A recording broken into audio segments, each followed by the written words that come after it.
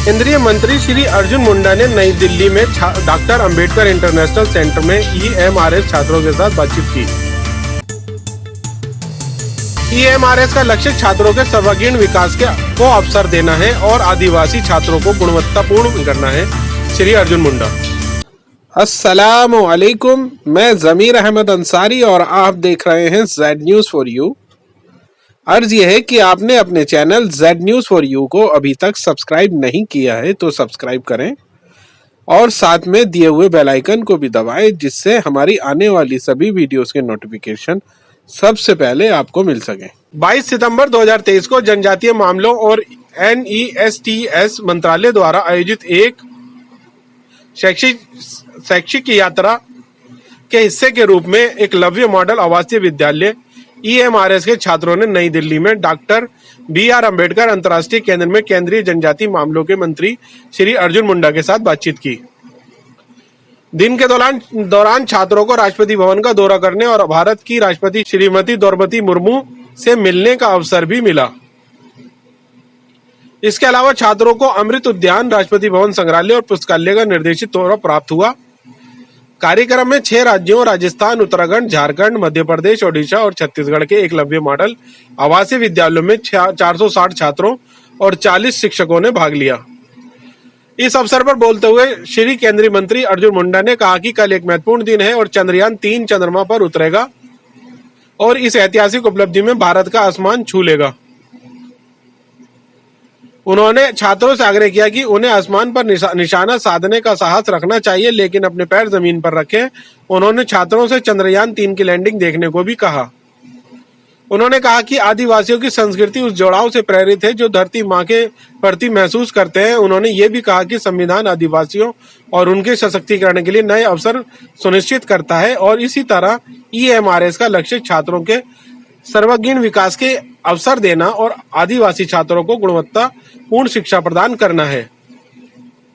उन्होंने छात्रों से कहा कि अपने वरिष्ठों से मिलें जो छात्रवृत्ति योजनाओं से लाभान्वित हुए हैं और चिकित्सा शिक्षा के क्षेत्र में उच्च शिक्षा प्राप्त कर रहे हैं या सिविल सेवाओं की तैयारी कर रहे हैं और प्राप्त मार्गदर्शन में अपनी मेहनत को जोड़कर आसमान छुएं।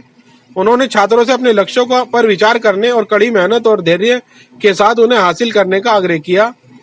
उन्होंने विद्यार्थियों से समाज और राष्ट्र के लिए व्यक्तिगत और सामूहिक लक्ष्य भी रखने को कहा।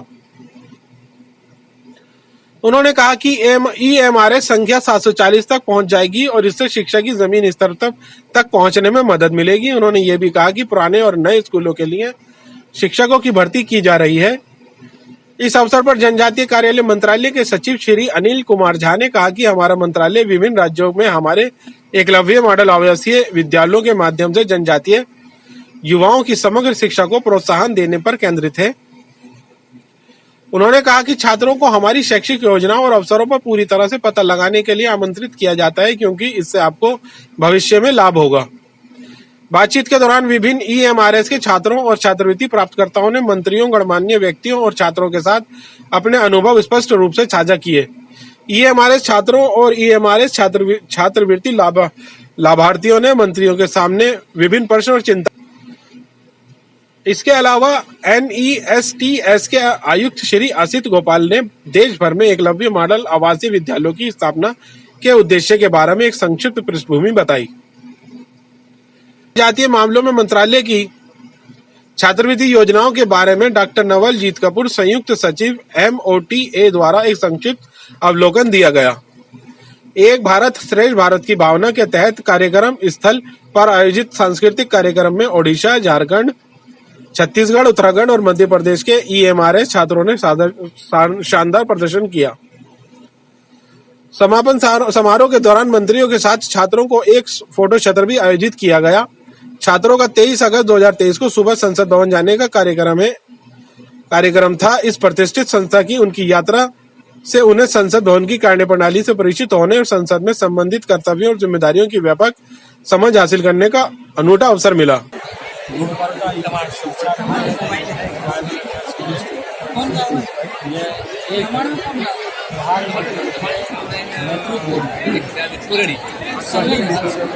कैसे विद्यार्थियों का व्यक्तित्व निर्माण है, यह कोशिश किया जा रहा है। बहुत अच्छे परिणाम आ रहे हैं। देश भर में लगभग 740 विद्यालय 2026 तक तैयार हो जाएंगे और बहुत अच्छे ढंग से देश के जनजातीय विद्यार्थियों को इसमें नामांकन करने का आगे मौका मिलेगा। अभी जो विद्यार्थी है उनको एक्सपोजर अच्छे ढंग से देश को अच्छे ढंग से समझे देखें, क्योंकि भारत के विविध क्षेत्रों में रहने वाले निवासी है लेकिन सुदूरवर्ती क्षेत्र में रहने के कारण कई बात एकांकी महसूस करते हैं। तो सामूहिकता के साथ पूरे भारत के विविध क्षेत्रों में रहने वाले, अभी आपने देखा होगा बोर्डर विलेज प्रोग्राम में ट्राइबल एरिया के साथ को 15 अगस्त को माननीय प्रधानमंत्री ने स्पेशली आमंत्रित किया था। उसी ढंग से आज आप देख रहे हैं एकलव्य मॉडल रेसिडेंशियल स्कूल में पढ़ने वाले विद्यार्थियों को यहाँ बुलाया गया है। उनकी मुलाकात वहाँ में राष्ट्रपति जी से ही विभिन्न क्षेत्रों का भ्रमण किया, नए अनुभव लेकर जाएंगे, अपने संकल्पों को दोहराएंगे। ऐसे आशा हम सबको की नई श्रृंखला इस समय बनते जा रही है। मैं साइंटिस्टों को, जिन लोगों ने अथक परिश्रम किया है, उन लोगों को बधाई देना चाहता हूँ और हमारी प्रार्थना है ईश्वर से कि जो अभियान में देशवासी लगे हुए हैं सही तरीके से कल का दिन जो लैंडिंग का टाइम है वो हम सब बहुत उत्साहित है। लैंडिंग सही ढंग से होगा और देश गौरव महसूस।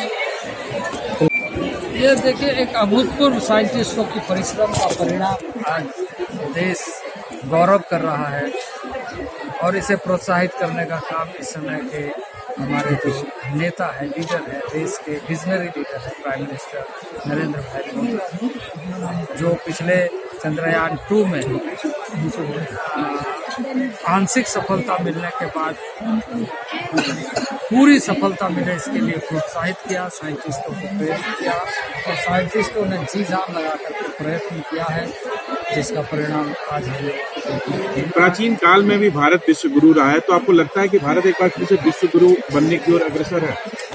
देखिए ऐसा है कि हम सब देशवासी जब प्रयत्न करेंगे आत्म गौरव भी होगा और दुनिया के लिए दिखाने वाला भी उपलब्धि, जिससे हम न केवल भारतवासी बल्कि भारतीय मूल के दुनिया में रहने वाले लोग भी गौरवान्वित करेंगे और भारत की जो क्षमता है वो दुनिया को देखने को मिलेगी। एक आखिरी सवाल रूप से इस उपलब्धि को हम ये कहेंगे कि भारत की जो संभावना है उसको सही ढंग से मौका हम सबको मिले। बहुत बहुत धन्यवाद।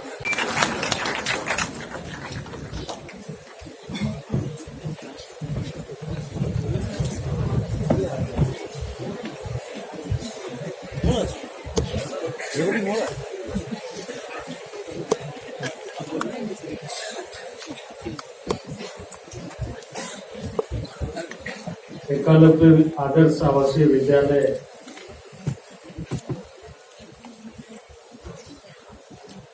के इस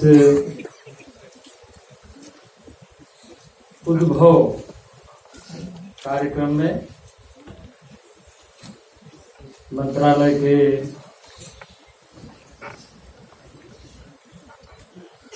हमारे सचिव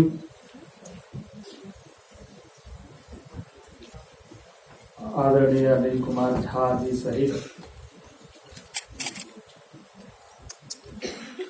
मंत्रालय के सभी वरिष्ठ पदाधिकारीगण,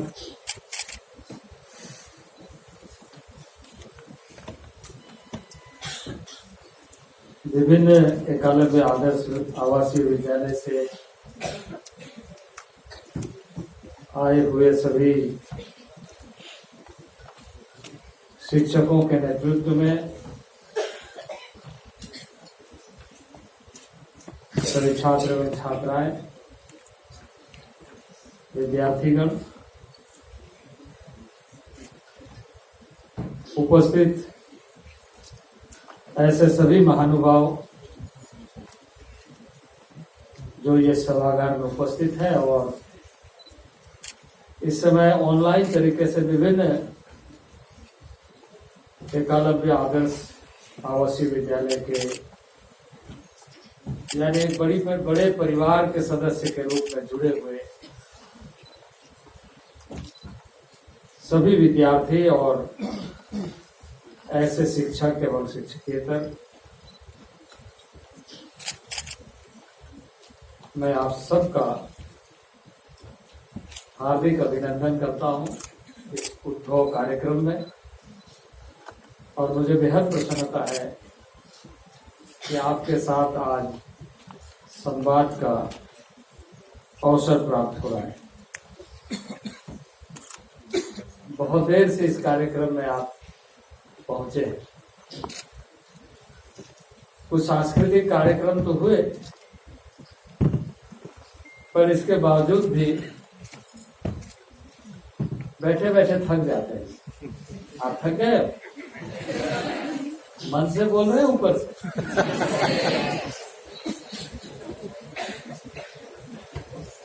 कोई भी कार्यक्रम बहुत देर तक होने से कभी कभी थकान हो जाती है, ऐसा है। तो मैं आप सबका ज्यादा समय नहीं लूंगा, बहुत कम समय लूंगा।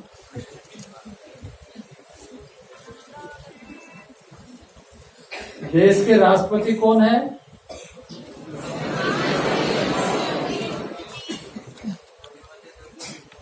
देश के प्रधानमंत्री कौन है? देश के जनजातीय मंत्रालय के मंत्री कौन है?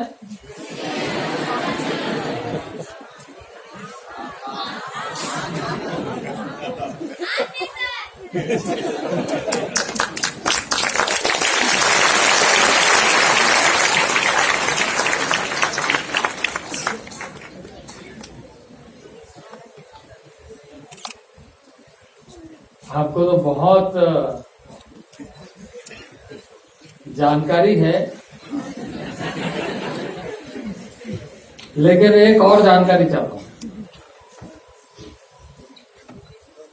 मनुष्य कहाँ चलता है? जमीन पर।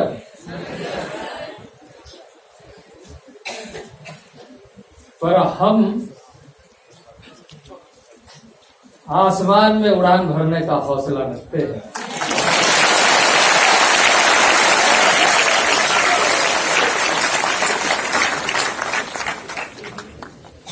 अभी हम सबको बताया गया कि कल महत्वपूर्ण दिवस है। कल 23 अगस्त है और 23 अगस्त को क्या होने वाला है? चंद्रयान 3 लैंड करने वाला है ना?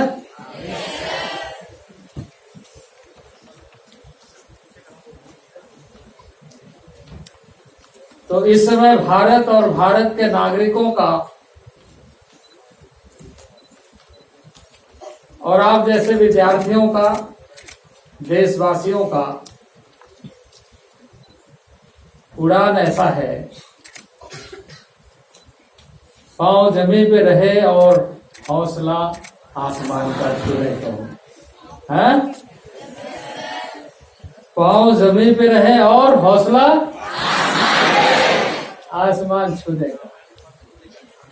इसलिए भारत का लक्ष्य चंद्रयान 3 के माध्यम से आपके सामने, जिसको अभी बताया गया कि कल आप जहां भी रहेंगे कोशिश करिए उसे देखने का। अब दूसरा प्रश्न मैं पूछता हूं, इस देश का अर्थ साइंस मंत्री कौन है?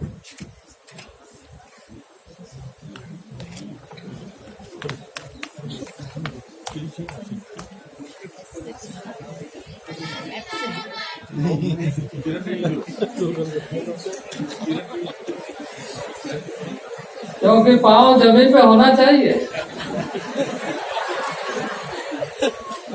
हौसला आसमान छूने का और पांव जमीन पे हो, ये बहुत जरूरी है। जरूरी है कि नहीं है?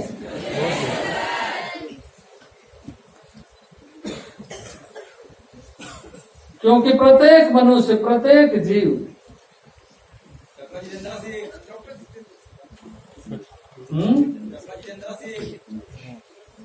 तो साइंस एंड टेक्नोलॉजी है।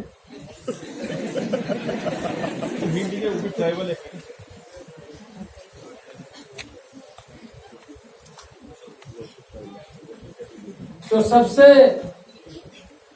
जो महत्वपूर्ण बात यह है कि एक बार हम माँ के कोख से जन्म लेते हैं और दूसरी बार धरती माता हमें आलिंगन करके स्वागत करती है और अंतिम सांस इसी धरती पर हम लेते हैं। और इसलिए हम कहते हैं भारत माता की जय। क्या कहते हैं?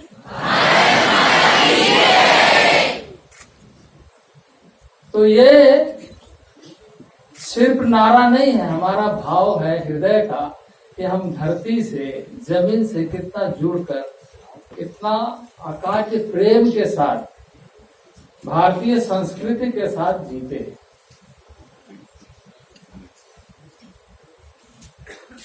और ये जो हम सब पहुंचे हैं, यहाँ पर सब आए हैं, नृत्य के माध्यम से, गीत के माध्यम से हमने अपने संस्कृति को धरती से जोड़ करके हमेशा देखा। यही हमारी पहचान है, यही हमारी संस्कृति है, यही हमारी परंपरा है। और इसलिए यह हमें औरों से अलग और औरों से अलग करने की ताकत देती है, ऊर्जा देती है। इस ऊर्जा को उपयोग करने के लिए देश में बहुत प्रयत्न हुए,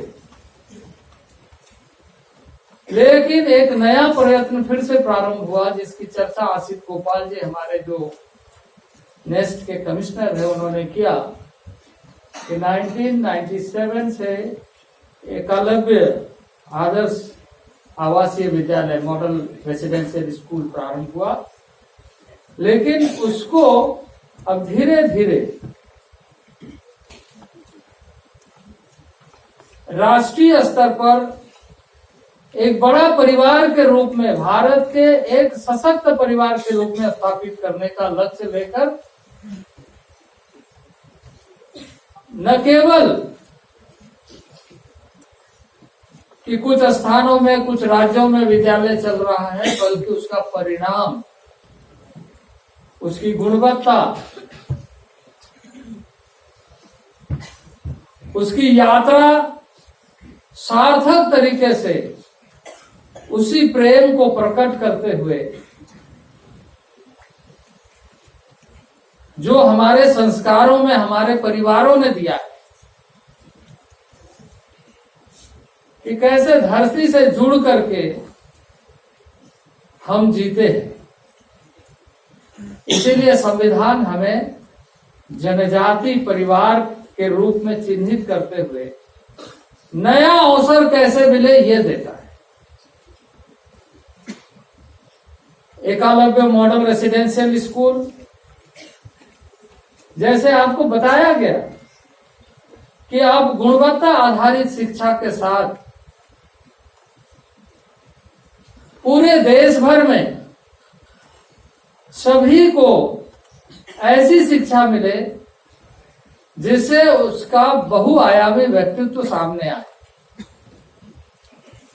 उस बहुआयामी व्यक्तित्व को सामने लाने का एक अनूठा प्रयोग राज्यों के साथ साथ मिलकर ही, लेकिन राष्ट्रीय फलक पर, राष्ट्रीय स्तर पर हमारा ऐसा गुणवत्ता उभर कर सामने आए जिसे हम ये कह सके चांद में चंद्रयान गया है, कल वहां पर हम जाएंगे।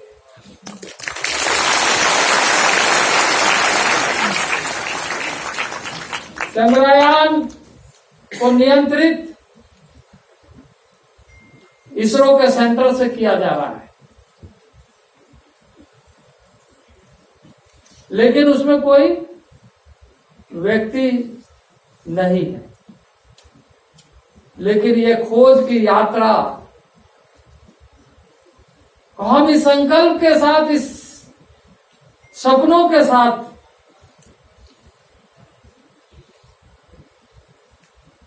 जिसका नाम आप सबने लिया कि देश के प्रधानमंत्री कौन है, नरेंद्र भाई मोदी के नेतृत्व में आज चंद्रयान जा रहा है और कल हम वहां पहुंचेंगे।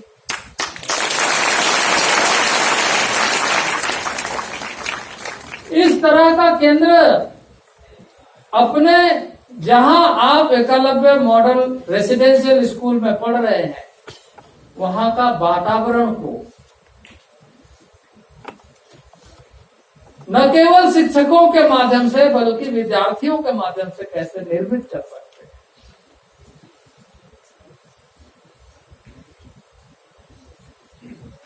विद्यार्थियों को अपना परिवेश बनाने के लिए जो प्रयत्न, चेष्टा, परिश्रम, एकाग्रता,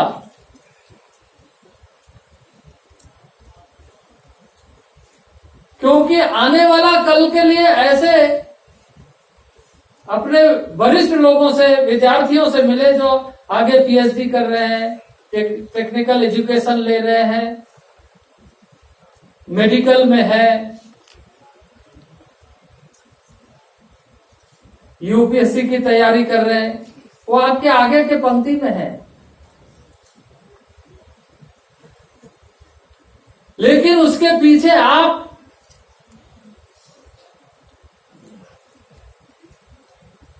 आने वाले कल के लिए तैयार हो रहे हैं। उसमें आपका एकाग्रचित, आपका समर्पण,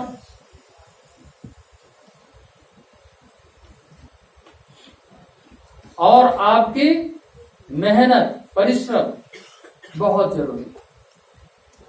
तो विद्यालय का परिसर आपको ऐसा बनाना है।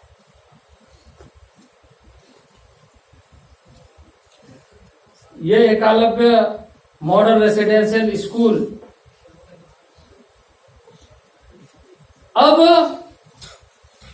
आने वाले दिनों में उसकी संख्या 740 हो जाए, यानी देश में जितने जिले हैं उससे अधिक आपकी स्कूल हो जाए। कितने जिले हैं देश में?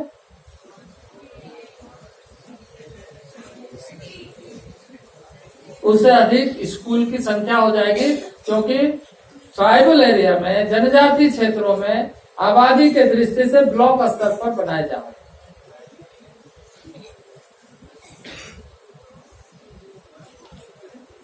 उन विद्यालयों में जो विद्यार्थी आप जैसे है, जो आप यहां उपस्थित हैं, जो ऑनलाइन है, आज आपकी मुलाकात किससे हुई? किससे मुलाकात हुई?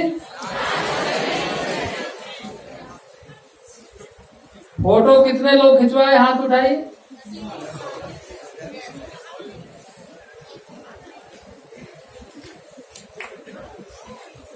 वाह, जो ऑनलाइन है वो आप लोगों को देख रहे हैं। तो देश के राष्ट्रपति से आपको मिलने का अवसर प्राप्त हुआ।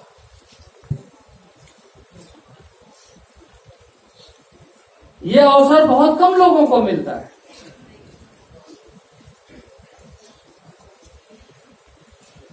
आज आपको मिला है, तो आपको एक नए संकल्प के साथ वापस जाना है। नए लक्ष्य, अगर कल पिछला आते समय नहीं सोचे तो लौटते समय जरूर सोचे कि हमारा संकल्प क्या है।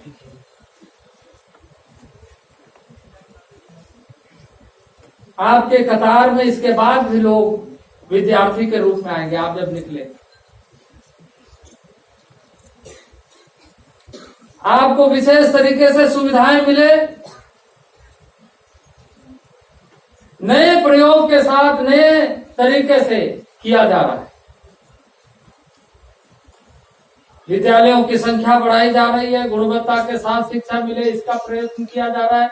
शिक्षकों की नियुक्ति, पहले के विद्यालयों के अलावे नए विद्यालय जो बन रहे हैं उनके लिए नियुक्तियां की जा रही है। तो इसके पीछे का उद्देश्य यही है कि सुदूरवर्ती क्षेत्र में रहने का अनुभव तो आपको है। आप इसमें से हाथ उठाइए, पहली बार दिल्ली कौन आए हैं?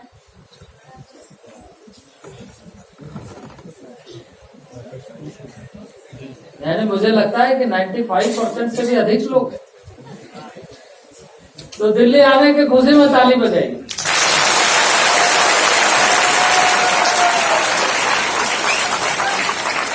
एक बार और जोर से ताली बजाइए।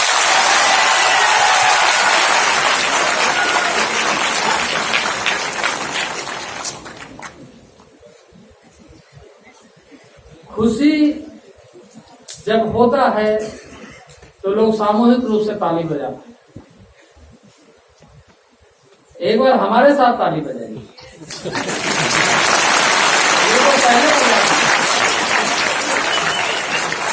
एक बार हमारे साथ मिल करके ताली बजाइए। मैंने अभी तक बजाया नहीं। चलिए पहले सुन लीजिए।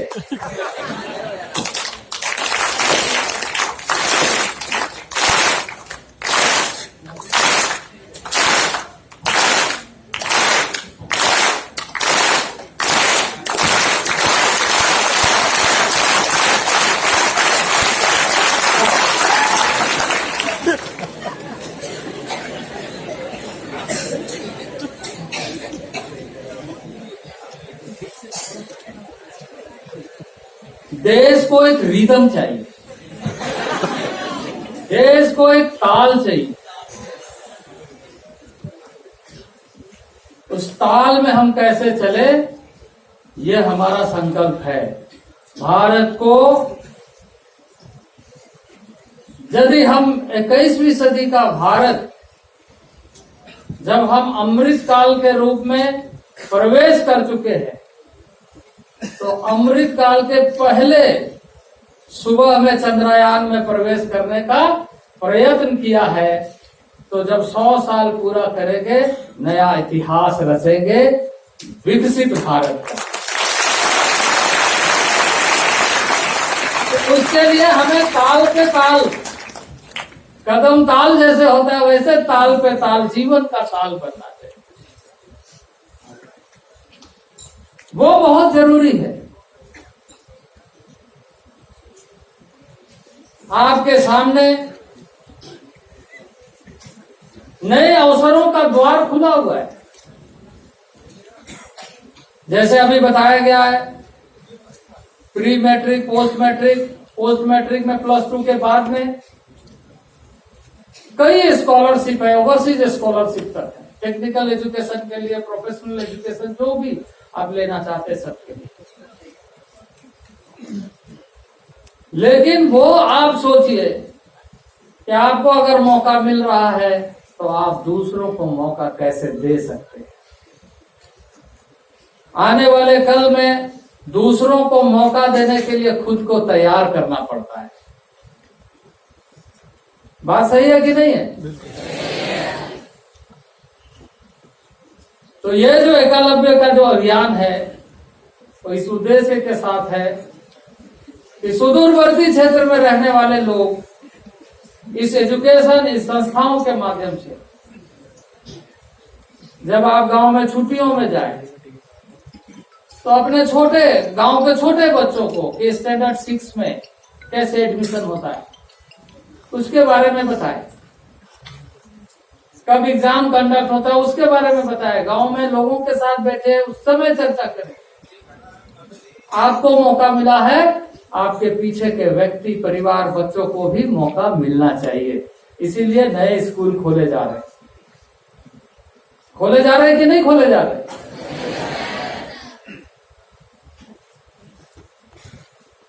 तो ये आपको ध्यान में रखना है।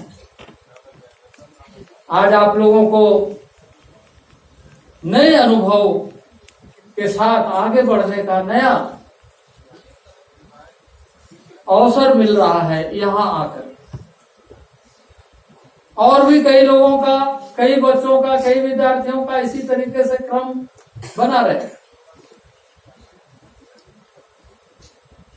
लेकिन इसमें व्यक्तित्व निर्माण के लिए आपको परिश्रम करना। आपका परिश्रम जितना ज्यादा होगा, किसको गर्व होगा?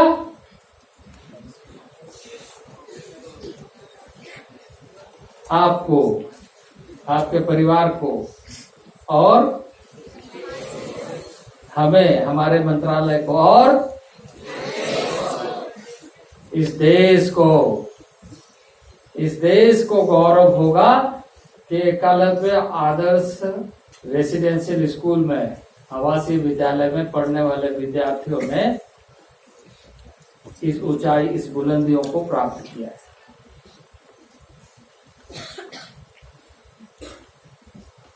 प्रत्येक मनुष्य के अंदर विशेषताएं, प्रत्येक मनुष्य के अंदर क्षमता है, अलग अलग रूप में, अलग अलग ढंग से उसका प्रकट होता है, सामने आता है, क्योंकि हर इंसान के पास, आपके पास, हमारे पास, उनके पास, इनके पास, सबके पास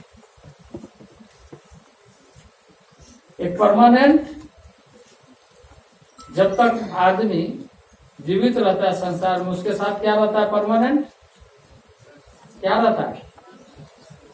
एक बैग रहता है। बैग रहता है ना?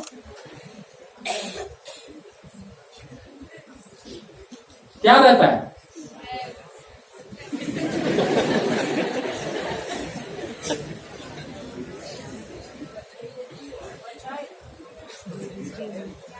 वो ऐसा बैग रहता है जो प्राप्त करता है और फ्री में बांटता है।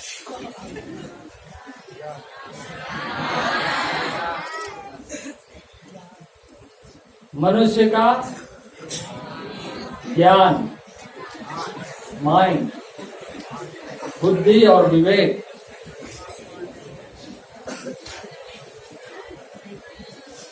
यह ऐसा बैग है जो लेता भी और देता भी है।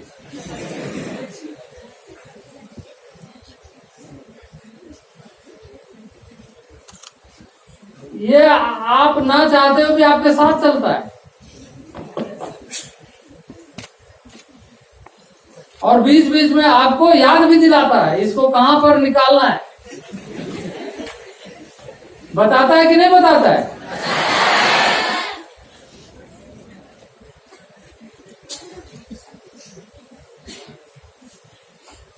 यह ऐसा बैग है जिसको ढोने की जरूरत नहीं पड़ता है, वो खुद आपके साथ चलते रहता है और बीच बीच में निकाल के उसका उपयोग करता है।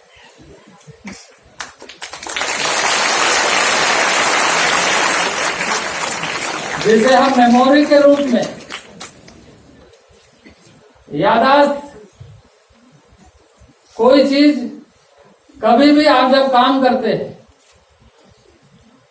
तो आपको वो मेमोरी चिप बोलता है, ये नहीं, ऐसा होना चाहिए, ऐसा होना चाहिए। जब किसी चीज में आप शोध करते, खोज करते, पढ़ते हैं तो आपको और अधिक प्रेरित करता है, आगे बढ़ाता है। उस चीज को प्राप्त करने का जो सबसे बड़ा अवसर आपको मिलता है वो एज ए विद्यार्थी आज एकलव्य मॉडल रेसिडेंशियल स्कूल के कैंपस के माध्यम से मिल रहा है।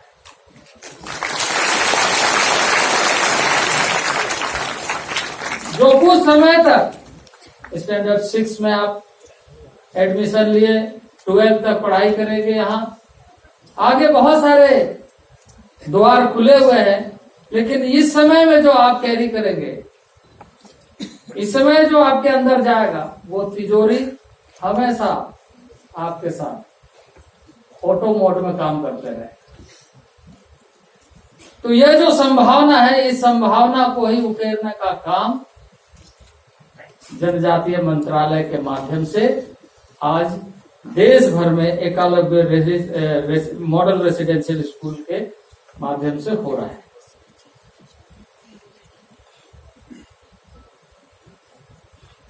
इसे हमेशा साथ रखना है, ध्यान में रखना है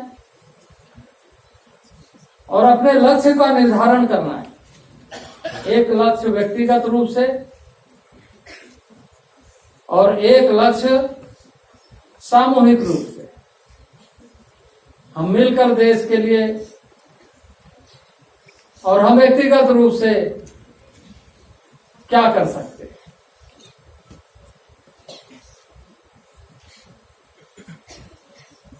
आज हम सब गर्व कर रहे हैं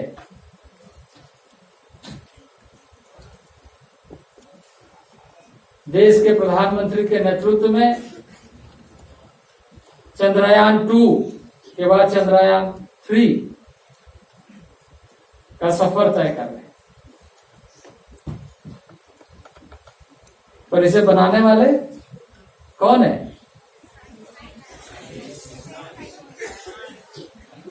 मनुष्य ही है ना।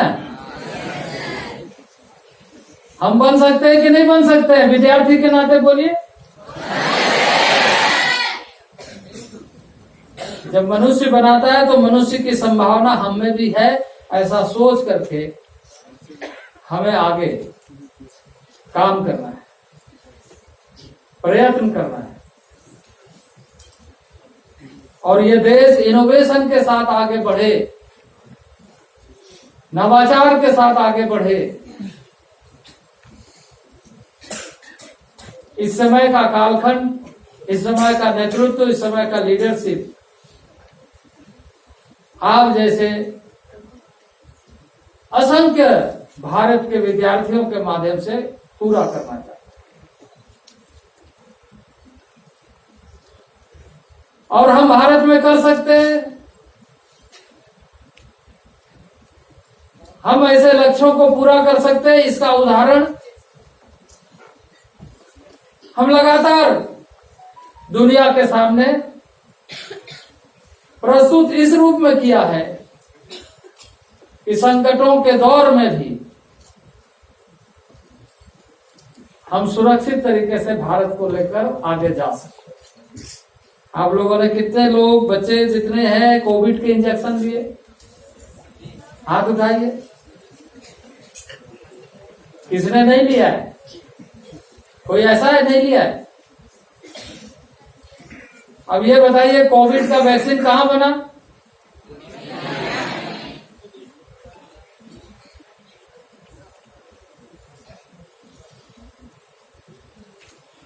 कोवैक्सीन कितने लोगों ने लिया है?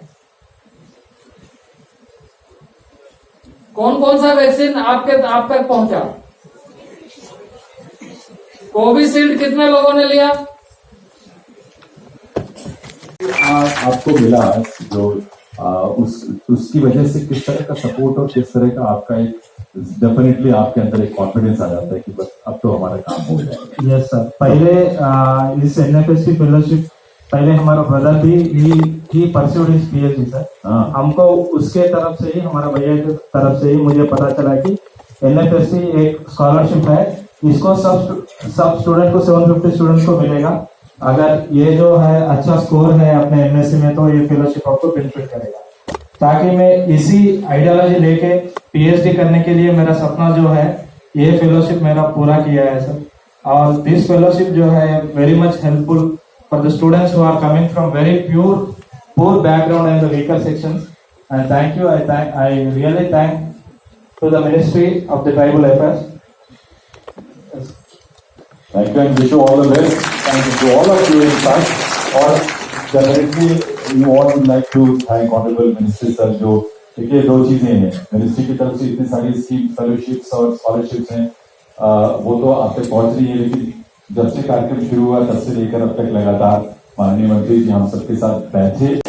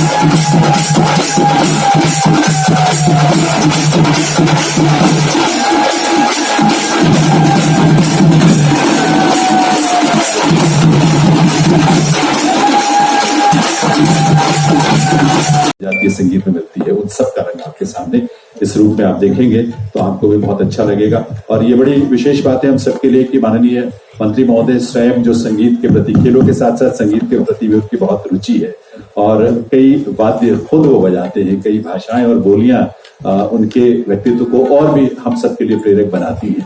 तो वो खुद यहाँ उपस्थित है, उनकी उपस्थिति में ये बच्चे ये प्रस्तुति रखने जा रहे हैं, इनके लिए भी ये बहुत सौभाग्य की बात है। तो आइए इनका स्वागत करते हैं इनकी प्रस्तुति से पहले आपकी कर्तल ध्वनि के साथ।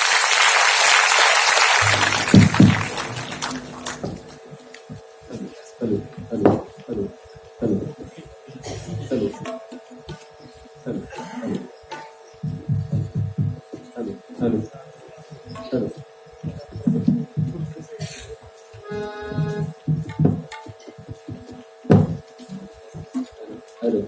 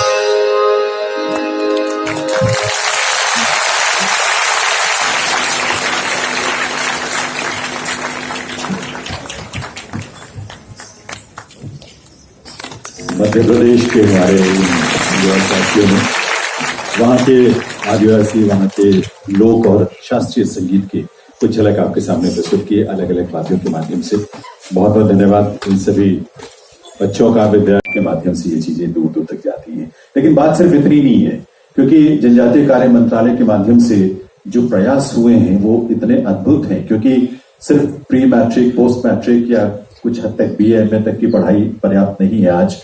और जो आपकी आकांक्षाएं, आपके सपने हैं, आपको देश विदेश में उच्च से उच्चतर संस्थानों तक जाने की आपकी एक अभिलाषा होती है, हर किसी की होती है, हर विद्यार्थी की होती है। और उस रूप में वो अपने लक्ष्यों को हासिल करना चाहता है, जैसे और जो जिनके पास साधन संपन्नता है वो करना चाहते हैं। लेकिन माननीय प्रधानमंत्री महोदय की प्रेरणा और मंत्री महोदय का जो नेतृत्व है, उसमें इस बात को सुनिश्चित करने के लगातार प्रयास हो रहे हैं कि आप कहीं से किसी भी पल में ये न समझें कि आपके साथ कोई खड़ा नहीं है, क्योंकि जब ये देश खड़ा है आपके साथ, देश की सरकार, माननीय प्रधानमंत्री, माननीय मंत्री महोदय, इस रूप में बहुत सारे स्कॉलरशिप्स के माध्यम से, बहुत सारी फेलोशिप्स के माध्यम से, और आज उसमें से बहुत सारे हमारे ऐसे विद्यार्थी जो उच्च शिक्षा प्राप्त कर रहे हैं देश में भी, विदेशों में भी, वो भी हमारे बीच यहाँ बैठे हैं, जिनसे हम अभी थोड़ी देर बाद चर्चा करेंगे। लेकिन उसके पहले ये जानना जरूरी है हमारे उन विद्यार्थियों के लिए जो कि एकलव्य आदर्श आवासीय विद्यालयों में पढ़ते हैं या इस समय हमसे जुड़े हुए हैं, कि भविष्य में आपके लिए कितने सारे मंत्रालय के माध्यम से स्कॉलरशिप्स की जो योजनाएं हैं वो चल रही हैं, फेलोशिप्स की जो योजनाएं हैं वो चल रही हैं। और इसके लिए मैं निवेदन करूंगा हमारे इसी मंत्रालय में माननीय ज्वाइंट सेक्रेटरी साहब डॉक्टर नवलजीत कपूर साहब से कि वो आए और स्कॉलरशिप्स और तमाम इस तरह की जो योजनाएं हैं, कार्यक्रम है, उसके बारे में जानकारी आपके सामने समक्ष रखें। डॉक्टर कपूर। माननीय मंत्री जी, आदरणीय मैडम, मेरे ट्राइबल वेलफेयर डिपार्टमेंट से कुलीग्स, सभी स्टेट से आए हुए प्रिंसिपल्स, टीचर्स, बच्चों, कैसा लग रहा है आप लोगों को? बहुत हल्की आवाज आ रही है। आपने देखा कितनी सारी जो स्टोरीज हैं, ये सब आप लोगों के बीच से ही उठे हुए बच्चों की स्टोरीज हैं।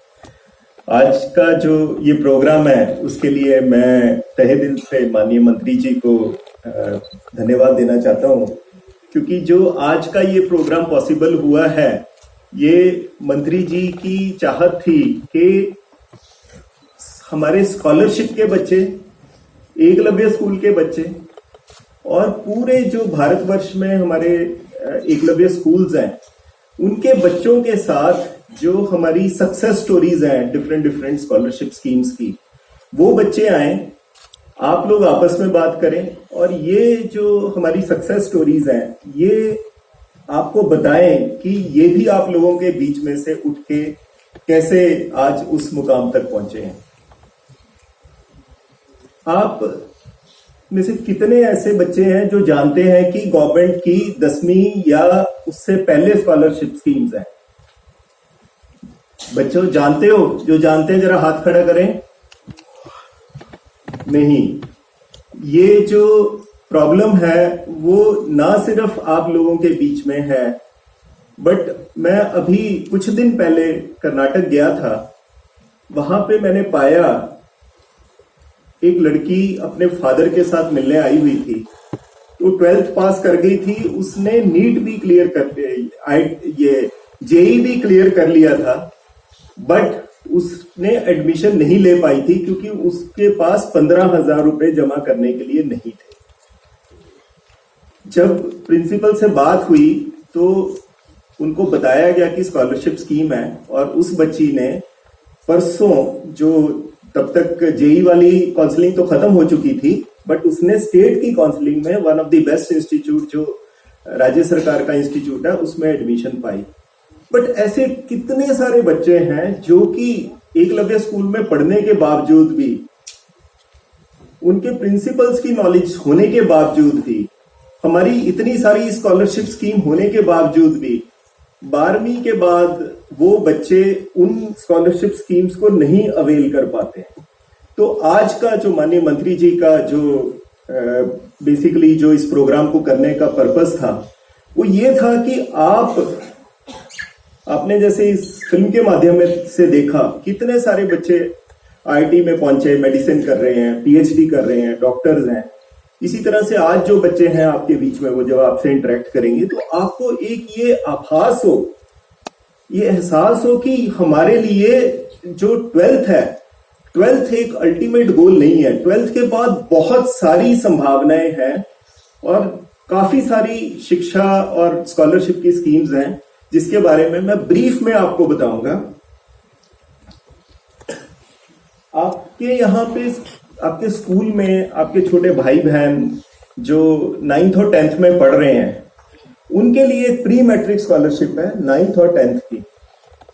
9th और 10th में किसी को फी तो नहीं देनी पड़ती है, बट उसमें उनको स्कॉलरशिप मिलती है लगभग 5,500 रुपया साल का, और बुक्स और डिसेबिलिटी अलाउंस। और जैसे ही आप 9th-10th कर जाते हैं, उसके बाद आप 11 से लेके पीएचडी करने तक एक पोस्ट मैट्रिक स्कॉलरशिप है जो कि स्टेट्स के द्वारा दी जाती है। मान लीजिए आप झारखंड से हैं, आपका डोमिसाइल झारखंड में है, तो आपको झारखंड की स्टेट में आपको उस स्कॉलरशिप के लिए अप्लाई करना पड़ेगा। मान लीजिए 12th के बाद आप बीए करना चाह रहे हैं, इंजीनियरिंग करना चाह रहे हैं या मेडिकल करना चाह रहे हैं, तो इस तरह से हजारों इंस्टीट्यूट्स हैं हर स्टेट में जहां पे आप कोई भी एजुकेशन, कोई ऐसी है, बट वहां पे क्या, कुछ कॉलेजेस ऐसे होने चाहिए जो कि रेगुलर कोर्सेज कराते हैं, उस तरह के कॉलेजेस होने चाहिए। तो हॉस्टलर्स को और डे स्कॉलर्स को उनके हॉस्टल का भी पूरा खर्चा मिलता है, उनकी पढ़ाई के लिए भी मिलता है, और उनकी पूरी की पूरी जो फी है, जो स्टेट की फी रेगुलेशन कमेटी डिसाइड करती है, वो पूरी फी मिलती है पोस्ट मैट्रिक स्कॉलरशिप के द्वारा। इसी तरह से एक नेशनल टॉप क्लास स्कॉलरशिप है। लगभग 260 ऐसे इंस्टीट्यूट्स हैं जिसमें सभी आईआईटी, सभी एनआईटी, सभी एम्स, आईआईएम्स, अगर आप उसमें एडमिशन ले लेते हैं, आपकी पूरी फी, जैसे आईआईएम्स की आप लोग जानते हो कि 25 लाख 30 लाख रुपए फी है, पूरी की पूरी फी आपकी माफ है। इसके साथ आपको एक कंप्यूटर मिलता है और लगभग 36,000 रुपए साल में आपको स्टाइपेंड मिलता है। तो इसके लिए आपको लास्ट ईयर कर्नाटका की ही स्टोरी मैं बताता हूं कि काफी सारे ऐसे बच्चे थे जिनसे जब उनको एडमिशन मिला तो कॉलेज ने कहा कि जब तक आप हमें फी नहीं दोगे तब तक हम आपका एडमिशन नहीं करेंगे। तो मंत्रालय ने सभी ऐसे इंस्टीट्यूट्स को चिट्ठी लिखी कि जो भी बच्चा एलिजिबल आप पाते हो, उसको आप इमीडिएटली उस बच्चे को आप एडमिट करें, और उसकी जो फी है, जैसे ही आप इसकी एडमिशन लेंगे, मंत्रालय उसको रीइंबर्स करेगा। मैं आप सबको बताना चाहता हूं, इस तरह से लगभग 12 बच्चे पिछले साल, जो कि मेरे को पर्सनली बताया गया कि उन बच्चों ने कॉलेज में एडमिशन लिया और उनसे कोई भी फी नहीं ली गई। इसीलिए मैं आपसे ये बताना चाह रहा हूं कि एक हमारी NST-FDC, national scheduled tribe finance development corporation है। मान लीजिए ऐसे एक्सट्रीम सर्कमस्टांसेस आते हैं कि आपको सपोर्ट नहीं मिल पा रही है, तो वो भी आपको लोन देती है। आप कुछ महीने के लिए, 2 महीने, 4 महीने, 6 महीने के लिए लोन ले लें, और जैसे ही आपको स्कॉलरशिप मिलती है, ये मैं एक्सट्रीम सर्कमस्टांसेस में बता रहा हूं। और हमने सभी एकलव्य स्कूल्स के प्रिंसिपल्स को, हमारे कमिश्नर सर ने भी, सेक्रेटरी सर ने भी, और मैंने भी सबको ये कहा है कि आपको बच्चा 12th के बाद आपने उसको तब तक नहीं छोड़ना है जब तक वो एडमिशन ना ले पाए और वो स्कूल में कॉलेज ना हो पाए। उनकी जिम्मेवारी, मैं सभी जो टीचर्स और प्रिंसिपल्स जुड़े हुए हैं, स्पेशली 12th क्लास के, इंजीनियरिंग के, मेडिकल के, उन टीचर्स से और उन प्रिंसिपल से ये रिक्वेस्ट करूंगा कि आपके माइंड में, आपकी नॉलेज में कोई भी ऐसा बच्चा आता है जिसको एडमिशन मिल गई है और वो कुछ पैसों के कारण से फी नहीं जमा कर पा रहा है, तो इमीडिएटली आप नेस्ट में, मंत्रालय में, हमारी स्कॉलरशिप डिवीजन में, जिसके हमने हेल्पलाइन नंबर हमारी पोर्टल पे दिए हुए हैं, उस पे आप जरूर कांटेक्ट करें। अगर एक भी बच्चा 12 साल की मेहनत के बाद आईआईटी में, एनआईटी में, इंजीनियरिंग में, मेडिकल की कॉलेज में एडमिशन नहीं ले पाता है, वो हम सबका फेलियर है। हम कहीं ना कहीं उसमें फेल हो रहे हैं कि 12 साल बच्चे को पढ़ाने के बावजूद भी सिर्फ 15,000, जिस बच्चे पे हम लोगों ने 10 लाख रुपए खर्च किए, अगर वो 10,000 या 15,000 रुपए के कारण से एडमिशन नहीं ले पाता है, वो पूरे स्कूल सिस्टम का फेलियर है, पूरे स्टेट का फेलियर है, पूरे मंत्रालय का फेलियर। हमारी स्कीम्स हैं, हमारे पास पैसा है, सिर्फ ये है कि आप तक वो बात आपके जहन में जानी चाहिए कि सरकार ने हमारे लिए स्कॉलरशिप जो स्कीम बनाई है वो सिर्फ और सिर्फ आपके लिए है। और इन स्कीम में लगभग 2,500 करोड़ रुपया हर साल अवेलेबल है। ये टॉप क्लास स्कॉलरशिप में लास्ट ईयर 3,000 बच्चों ने, ये ओपन एंडेड स्कीम है, इसमें लास्ट ईयर 3,000 बच्चों ने लगभग एडमिशन लिया और सबको उनको स्टाइपेंड भी, कंप्यूटर भी और उनके कॉलेज की फी भी दी जा रही है।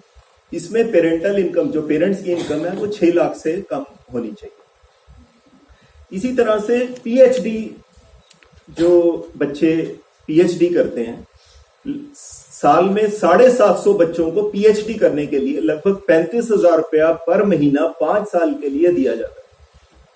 तो आपका अगर रिसर्च में इंटरेस्ट है और जो बच्चे आईआईटीज और एम्स में हैं, उन बच्चों को स्पेशली उनके लिए सीट रखी है, उनके लिए कोई मेरिट नहीं है। अगर आपने एक बार आईआईटी में या एम्स में एडमिशन ले लिया, आपको पीएचडी के लिए डायरेक्टली हम लोग यहां से स्कॉलरशिप देंगे। तो लगभग हमारे 4,500-5 हजार बच्चे इस समय लगभग 350 यूनिवर्सिटीज में पीएचडी कर रहे हैं।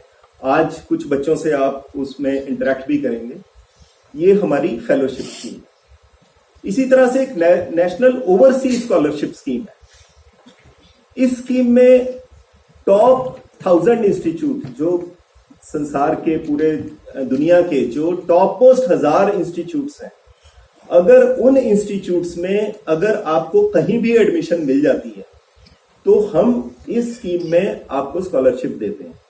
इसमें लगभग $15,000 साल का आपके रहने खाने पीने का खर्चा है और जो आपकी फी है लगभग 25 लाख से एवरेज जो है 30 लाख रुपए तक की फी हम इंस्टीट्यूट्स के थ्रू बच्चों को दे रहे हैं। इसमें अभी तक हम लोगों के 100 बच्चों ने पिछले 7-8 साल में जो कोर्सेज कर रहे हैं। आज एक स्टूडेंट हमारे बीच में है जो अभी नेशनल ओवरसीज स्कॉलरशिप के लिए भी फॉरेन जाने के लिए तैयार है। फॉरेन में भी मैं माननीय मंत्री जी का खास तौर से इसमें धन्यवाद देना चाहूंगा। एक एक बच्चे की, अगर किसी भी एक सिंगल बच्चे की भी कोई प्रॉब्लम आती है, चाहे उसकी साइकोलॉजिकल प्रॉब्लम है, वो कोर्स को नहीं कंप्लीट कर पा रहा है, तो माननीय मंत्री जी ने आउट ऑफ द वे जाके उसकी गाइडलाइंस को चाहे रिलैक्स किया हो, उसको वहां के काउंसलर से हमने बात की हो, वहां पे यूनिवर्सिटी से बात की हो। उसमें मेजर कारण, जैसा आपने फिल्म में भी देखा, कि जो हमारी शाइनेस है, हम फॉरेन जाके कई बार पूरे अच्छे से खुल के नहीं बात कर पाते हैं। कई बच्चों में पाया गया कि वो इंग्लिश वहां पे नहीं समझ पाते हैं। तो वो आपको ये जो सारे जो प्रोग्राम्स हैं, जैसे कल्चरल प्रोग्राम है, स्पोर्ट्स प्रोग्राम है, इस तरह की मीट है, और स्कूल्स में भी डिफरेंट तरह के, जैसे आपने वीडियो में देखा, जो ये प्रोग्राम चलाए जा रहे हैं, उसका बेसिक पर्पस ये है कि जो आपके अंदर इतनी एनर्जी है, इतनी पावर है, इतनी आप लोगों में दृढ़ शक्ति है, और उस एनर्जी को आप सिर्फ चैनलाइज करें। और एकलव्य स्कूल और जो हमारी एजुकेशन सोसाइटी नेस्ट है, मंत्रालय, मंत्री जी, प्रधानमंत्री जी, सब आपके साथ इस जो स्कॉलरशिप स्कीम और एकलव्य माध्यम के साथ से एक आशीर्वाद के रूप में जुड़े हुए हैं। इन शब्दों के साथ मैं आप सभी का बहुत बहुत धन्यवाद करता हूं कि आप लोग इतनी दूर से आए, और यहाँ पे आए हैं तो आप खूब एंजॉय कीजिए, और जो भी अपने दिल की बात है मंत्री जी के साथ आप जब सर बात करेंगे तो आप अपने एक्सपीरियंसेस शेयर कीजिए। जितने पीएचडी, एमबीबीएस और ये स्टूडेंट्स हैं, ये भी लंच के, डिनर के टाइम पे 2 घंटे बाद में आप लोगों के साथ हैं। मैं इनसे भी रिक्वेस्ट करूंगा कि आप जो भी बच्चे की है, और एक हमने स्कॉलरशिप स्कीम में सभी एक ट्राइबल टेलेंट पूल का एक प्रोग्राम चलाया है, जिसमें लगभग 8,000 बच्चे जो हमारे स्कॉलरशिप ले रहे हैं। हमने उनको कहा है कि आप हर एक स्कूल से 1-1, 2-2 बच्चों के मेंटर बनिए। तो आज मैं आपसे, जो यहाँ पे 19-20 बच्चे आए हुए हैं जो हमारे स्कॉलर्स हैं, मैं उनसे रिक्वेस्ट करूंगा कि आप कम से कम एक बच्चा एक स्कूल में जरूर अडॉप्ट करें, उसको गाइड करें फ्यूचर में, और उसको ये समझाएं कि आपके लिए क्या क्या अपॉर्चुनिटी है। इन शब्दों के साथ मैं माननीय मंत्री जी का, मैडम का, अपने कुलीग्स का, नेस्ट का और जो सभी टीचर्स पूरे भारतवर्ष से आए हुए हैं सबका धन्यवाद देता हूँ। धन्यवाद।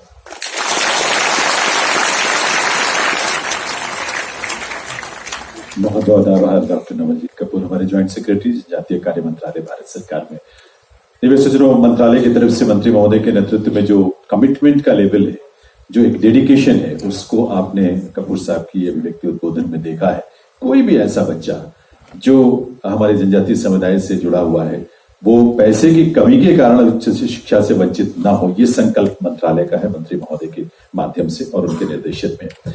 एक और बहुत महत्वपूर्ण इस कार्यक्रम की ये बड़ी खासियत है, उपयोगिता इस बारे में, इस रूप में आप इसको समझें कि इसमें बहुत सारी चीजें हैं जिनको जानना जरूरी है। बहुत सारी चीजें हम जान नहीं पाते हैं, जानने की कोशिश नहीं करते हैं, लेकिन आज उसकी प्रेरणा और उसका अवसर भी हम सबके लिए, और इसीलिए भारत सरकार के अन्य मंत्रालयों के माध्यम से भी कुछ ऐसे महत्वपूर्ण कार्य किए जा रहे हैं हमारे युवाओं के लिए, जो उनके भविष्य के निर्माण में उनकी अपनी विशेष रुचि के हिसाब से बहुत महत्वपूर्ण भूमिका निभाते हैं। और ऐसी ही एक स्कीम है इंस्पायर स्कीम। आप में से सुना है किसी ने इंस्पायर स्कीम के बारे में? शायद नहीं सुना है। इसीलिए नमिता जी आज आपकी बहुत जरूरत है कि आप इसको रखें। दरअसल ये देवियों सज्जनों में आपको बताऊं, बच्चों की इंस्पायर जो है, इसका innovation in science pursuit for inspired research, ये एक इनोवेटिव प्रोग्राम है जिसका संचालन भारत सरकार के department of science and technology के माध्यम से किया जा रहा है, और उसको हेड कर रही है डॉक्टर नमिता गुप्ता जी। आज हमारे निवेदन पर वो यहाँ हम सबके बीच में है। इसके बारे में जानकर आपको भी बड़ी खुशी होगी और इसको लगेगा कि आप बहुत सारी खुद लाभ ले सकते हैं या और उन लोगों को गाइड कर सकते हैं। तो आपकी तालियां होंगी।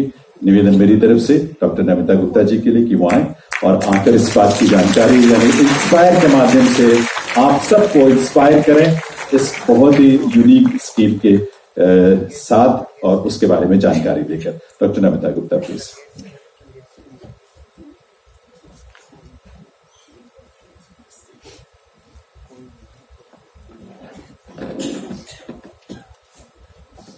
आप सभी को मेरा बहुत बहुत नमस्कार। माननीय मंत्री जी, madam, ministry of tribal affairs के मेरे साथी, मेरा नाम नमिता गुप्ता है। मैं department of science and technology में इंस्पायर डिवीजन की हेड हूँ। विज्ञान और प्रौद्योगिकी विभाग जो कि ministry of science and technology के अंडर है। इंस्पायर एक ऐसी स्कीम है जिसके अंदर हम जो हमारा युवा टैलेंट है उसको बचपन से लेकर के और युवावस्था तक उसके हम साथ देते हैं।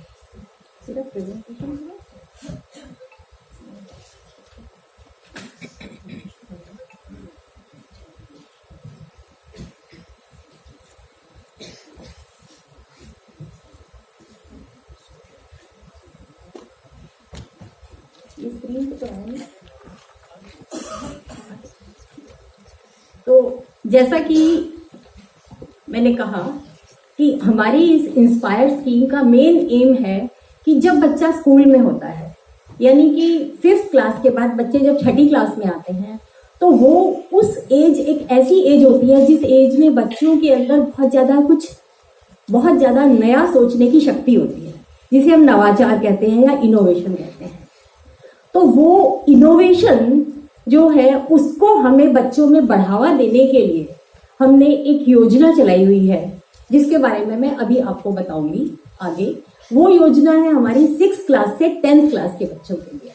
उसमें हम बच्चों को प्रेरित करते हैं कि आप इनोवेशन को, या आपके आसपास जो भी कुछ आप देख रहे हैं, आसपास में बहुत सारी समस्याएं हैं, जो भी आप प्रॉब्लम को सॉल्व करना चाहते हैं, चाहे वो टेक्नोलॉजी का यूज करके हो या किसी मैनेजमेंट टेक्निक का यूज करके हो या किसी और माध्यम से, अगर आप कुछ नया करते हैं तो उसके लिए ministry of science and technology एक सपोर्ट देती है। और उसके बाद जैसा कि मैंने इसमें कहा, इसके बाद हमारा शुरू होता है इंस्पायर का स्कूल लेवल का दूसरा प्रोग्राम, जो कि है inspire internship. Inspire internship 11th और 12th क्लास के बच्चों के लिए है, जिसमें 11th और 12th क्लास के बच्चों को हम रेजिडेंशियल कैंप्स में लेके जाते हैं। और ये रेजिडेंशियल कैंप्स उनके अपने स्कूल में नहीं होते हैं, ये होते हैं किसी यूनिवर्सिटी में जिसमें बच्चों को आगे जाना है।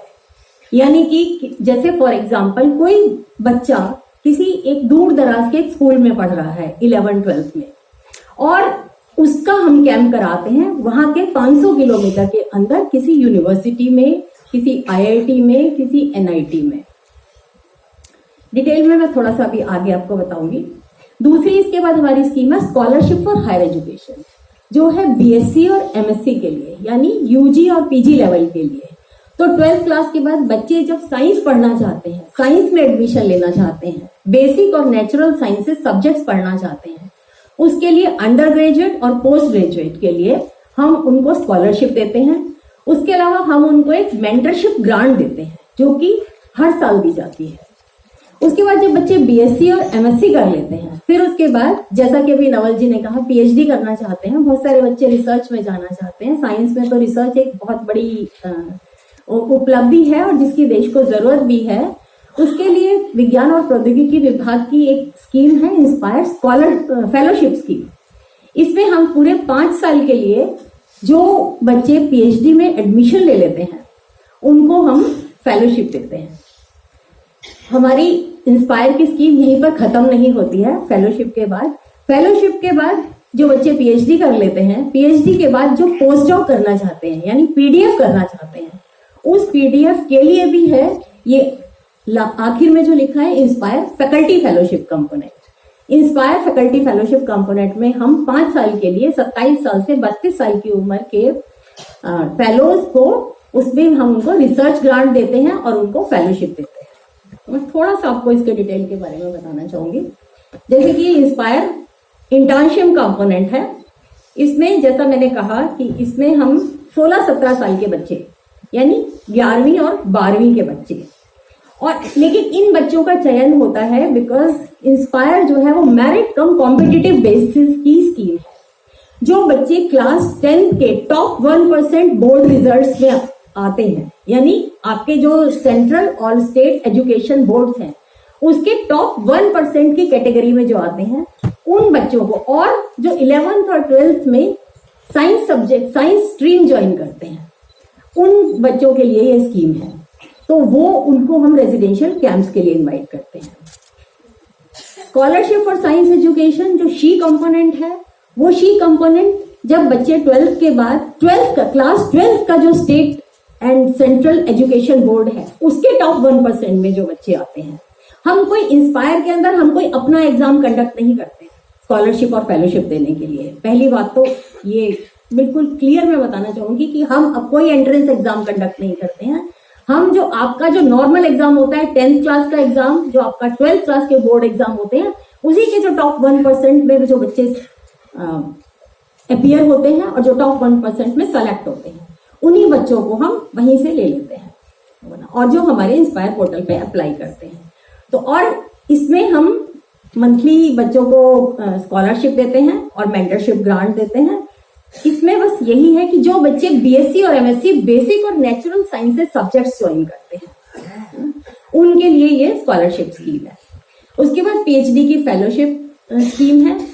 इसमें apart from basic and natural sciences applied sciences भी कवर्ड होती हैं, वेटरनरी साइंसेस भी कवर्ड है, एग्रीकल्चर भी कवर्ड है। All subjects areas are covered in this. जो PhD ज्वाइन करना चाहते हैं उनको ये 5 साल के लिए PhD की फेलोशिप मिलती है। फैकल्टी फेलोशिप उसमें भी सारे, उसमें जो PhD करते हैं साइंस सब्जेक्ट्स में, उसके बाद जो पोस्ट डॉक करते हैं 27 साल से और 32 साल की उम्र के जो फेलोज हैं, वो जो PhD करना, पोस्ट डॉक करना चाहते हैं और एक रिसर्च प्रपोजल बना करके, और जब हमारी फैकल्टी फेलोशिप की कॉल निकलती है उसमें वो प्रपोजल डालते हैं और उसमें वो ये किया जाता है। तो हमारा एक इंटर्नशिप कैंप जो होता है वो करीब 150 स्टूडेंट्स का होता है। इसमें हमारे जो रिसर्च इंस्टीट्यूशंस हैं, हमारी यूनिवर्सिटीज हैं, हमारे सेंट्रल गवर्नमेंट के जो इंस्टीट्यूशंस हैं, वो इंस्टीट्यूशंस हमें अप्लाई करते हैं और हम सब्जेक्ट एरिया वाइज जो है वो इसमें मेंटर्स बच्चों को बुलाते हैं। इसमें मेंटर्स को बुलाते हैं, इसमें हम नोबल लॉरिएट्स को भी इनवाइट करते हैं बच्चों से इंटरेक्ट कराने के लिए। और ये 5 दिन का रेजिडेंशियल कैंप होता है। ये पूरा department of science and technology से पूरा फंडेड है। इसमें बच्चों को कोई फीस नहीं पे करनी होती है। और इसका जो प्रपोजल का जो ग्रांट है वो काफी जल्दी कवर हो जाता है। देन उसके बाद स्कॉलरशिप फॉर हायर एजुकेशन, इसमें जैसा मैंने आपको बताया टॉप 1% क्लास 12 बोर्ड के जो एग्जाम के बच्चे हैं, और उसके अलावा जो है जो इंस्टीट्यूशन मोड में, यानी जिन बच्चों ने आईआईटी में एडमिशन ले लिया है, एनआईटी में एडमिशन ले लिया है, आईसर्स में एडमिशन ले लिया है, वो बच्चे इंस्टीट्यूट मोड से इसमें एंटर होते हैं। उनकी लिस्ट हमारे पास इन इंस्टीट्यूट से आती है और उन बच्चों को भी हम स्कॉलरशिप देते हैं। बस एक ही इसमें वो है कि जो बच्चे basic and natural sciences subjects में पढ़ाई करना चाहते हैं, बीएससी और एमएससी सब्जेक्ट्स को परस्यू करने के लिए। ये इसकी कुछ टर्म्स एंड कंडीशंस है, 60% सीजीपीए, ये सब आपको हमारे पोर्टल पे मिल जाएंगे। फेलोशिप 5 इयर्स के लिए इसमें ये है जो हमारे इंस्पायर के जो ऑलरेडी स्कॉलर्स हैं, जिन्होंने हमारी स्कॉलरशिप से बीएससी और एमएससी किया है, वो या जो टॉप रैंकर्स हैं जो यूनिवर्सिटी में, जिन्होंने एमएससी में टॉप किया है ना, टॉप रैंकर्स हैं, वो जब पीएचडी के लिए अप्लाई करते हैं तो उनके लिए 70% मार्क्स के मिनिमम क्वालिफिकेशंस के साथ स्टूडेंट्स डायरेक्टली अप्लाई करते हैं हमारे पोर्टल पे और इसको उनको ये फेलोशिप दी जाती है पीएचडी परस्यू करने के लिए। फैकल्टी फेलोशिप में भी बच्चे जो पीएचडी फेलोज हैं, जिन्होंने पीएचडी कंप्लीट कर लिया है या जिन्होंने अपनी पीएचडी का थीसिस सबमिट किया है, इसमें जरूरी नहीं है कि पीएचडी अवार्ड हो गया है उसके बाद ही आप अप्लाई कर सकते हैं। जिस ईयर में आपने पीएचडी का थीसिस सबमिट किया है और अगर कॉल निकली हुई है फैकल्टी फेलोशिप की, तो आप उस कॉल के अगेंस्ट में अप्लाई कर सकते हैं। ये फेलोशिप 5 इयर्स के लिए होती है।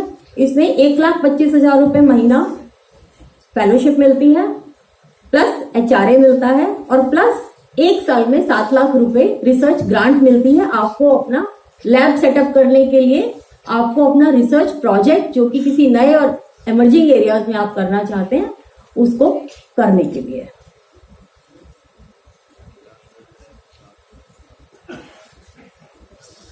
ये है इंस्पायर का हमारा वेब पोर्टल जिसके थ्रू आप अप्लाई करते हैं। इसमें सारी हमारा पूरा सिस्टम ऑटोमेटेड है। इसमें कोई भी प्रोसीजर मैनुअल नहीं है। हमारी कॉल इसी पोर्टल से निकलती है, इसी पोर्टल पे स्टूडेंट अप्लाई करता है, अपने डैशबोर्ड से सारे डॉक्यूमेंट सबमिट करता है, बैंक डिटेल्स इसी पोर्टल पे सबमिट होते हैं और इसी पोर्टल से उसको स्कॉलरशिप, फेलोशिप, फैकल्टी फेलोशिप सब कुछ रिलीज होती है। सारी इंफॉर्मेशन उसको इसी वेब पोर्टल से मिलती है।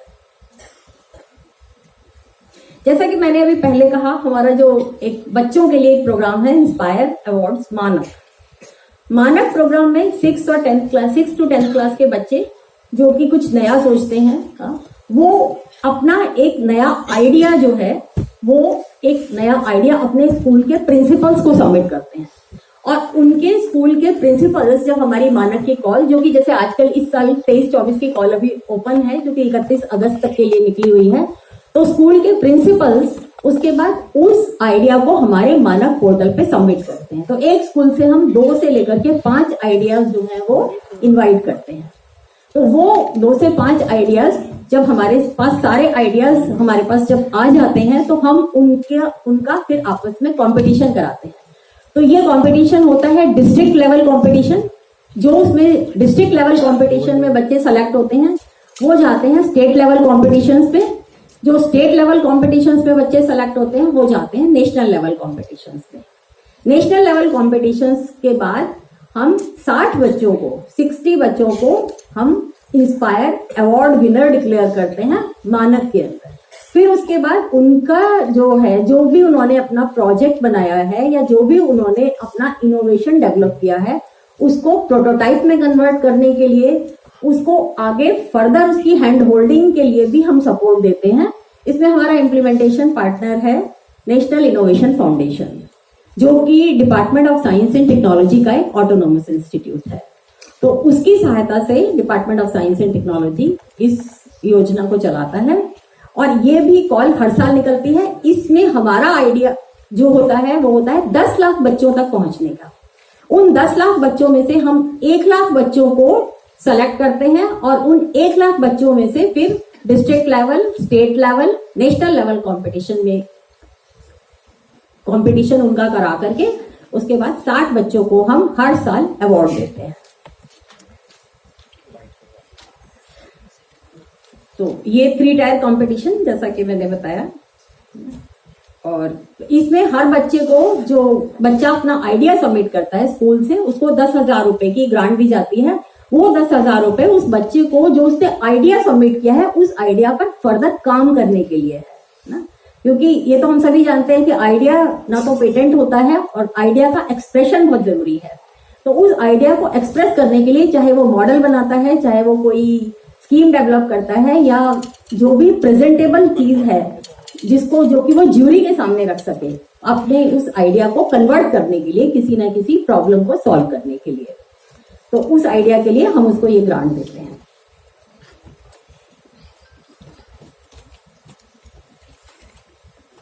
ये है हमारा इंस्पायर अवार्ड मानक का वेब पोर्टल। इस समय जो हमारी कॉल निकली हुई है, जो 31 अगस्त की है, वो भी इसी पोर्टल से। इसमें भी जो है सब, ये भी पूरा ऑटोमेटेड है, सब कुछ, everything has to be given on this portal only. मतलब हम मैनुअल प्रोसीजर कोई भी नहीं करते हैं। तो इस इंस्पायर पोर्टल में आपके बहुत सारे जो भी बच्चे हैं और जो भी लोग इसका बेनिफिट उठाना चाहते हैं, मैं सभी से ये रिक्वेस्ट करूंगी कि आप हमारे इन पोर्टल्स को विजिट कीजिए। टाइम टू टाइम अगर आप इन पोर्टल्स को विजिट करते हैं तो आपको हमारी सारी कॉल्स की जानकारी भी मिलेगी, और जो भी उनकी टर्म्स एंड कंडीशंस हैं, गाइडलाइंस हैं, जो फॉर्मेट सबमिट करने होते हैं, वो सारी इंफॉर्मेशन भी इन पोर्टल्स पे अवेलेबल है। तो इसी के साथ मैं आप सभी का धन्यवाद करना चाहूंगी और एकलव्य स्कूल के बच्चों को बहुत बहुत पूरी शुभकामनाएं। सांस्कृतिक जड़ें हैं। बुजुर्ग अपने पर्यावरण की समग्र समझ को बढ़ावा देते हुए व्यावहारिक कौशल, पारिस्थितिक ज्ञान और सामाजिक मानदंडों को प्रसारित करते हैं।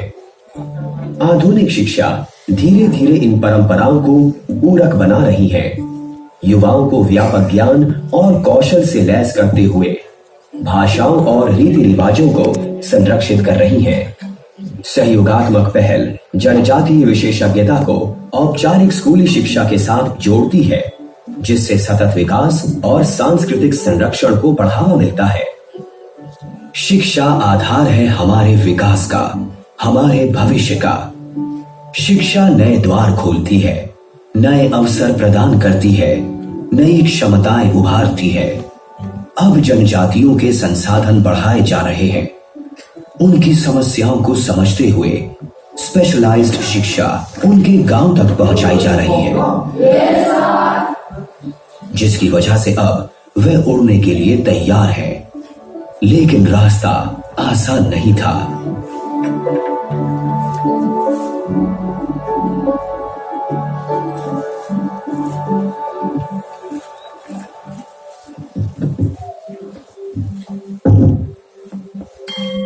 हम तो सर कब 5वीं तक पढ़े, उस टाइम ये साधन नहीं था, उतनी सोच नहीं थी, फादर से भी गरीब थे, इसलिए नहीं पढ़ पाए। अभी दोष किसको दे, समय का परिकल्पना।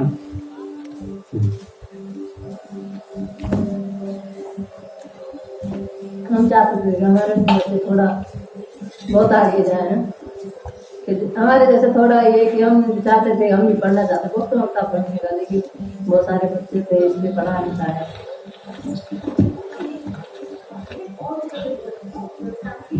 घर की थोड़ी प्रॉब्लम थी, आगे पढ़ा नहीं पाए, तो पैसा नहीं था, थोड़ा गरीब था। गांव की स्थिति समझकर, घर की स्थिति समझकर परिवार वालों ने सोचा कि नहीं यार ये पढ़ेगा तो मेरा घर का काम कोई करेगा नहीं पढ़ना चाहता था, लेकिन घर की स्थिति के कारण मैं पढ़ नहीं पाया। सर जब शिक्षा नहीं मिली,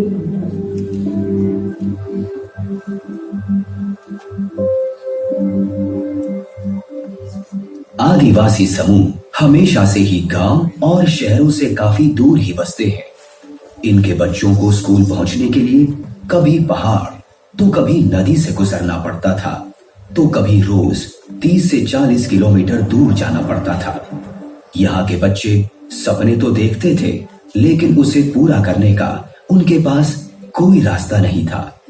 इसी वजह से अनुसूचित जनजातियों में अनेक बच्चे 10वीं कक्षा के पहले ही स्कूल जाना छोड़ देते हैं। मैंने देखा वहाँ पर जो बच्चे हैं हिंदी भी सही तरह से नहीं बोल पाते हैं, वो सादरी बोलते हैं, वो छत्तीसगढ़ी बोलते हैं। तो उनको समझाने के लिए जब मैंने देखा कि वो मैथमेटिक्स के और इंग्लिश 2 विषयों के डर से वो स्कूल छोड़ करके चले जाते हैं, ड्रॉप आउट का रेट बहुत बड़ा था। इन्हीं समस्याओं और बाधाओं को दूर करने के लिए एकलव्य मॉडल रेजिडेंशियल स्कूल यानी EMRS की शुरुआत हुई। ट्राइबल स्टूडेंट्स एक अपॉर्चुनिटी नहीं मिल रहा था to get a good public school education, so because of that EMRS schools were established to give tribal students एक opportunity to experience public school education। जब सब शुरू हुआ था हमारा स्टाफ बहुत कम था एट दैट टाइम। उस समय हम लोग 4 टीचर थे, मेरे पास मात्र 13 टीचर थे, स्टूडेंट्स भी बहुत कम था, 46 बच्चों का एडमिशन हुआ था।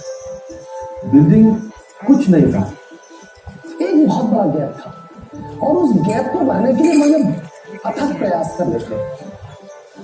बिल्कुल नई स्कीम, कोई गाइडलाइंस नहीं, there was no land, nothing। Infra की बहुत बड़ी प्रॉब्लम थी।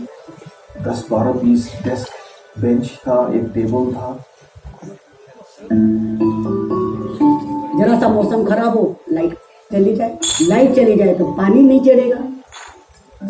बहुत छोटा सा गांव था, रोड भी अच्छा नहीं था ना, so vehicles used to refuse to come to this place of Kangyam।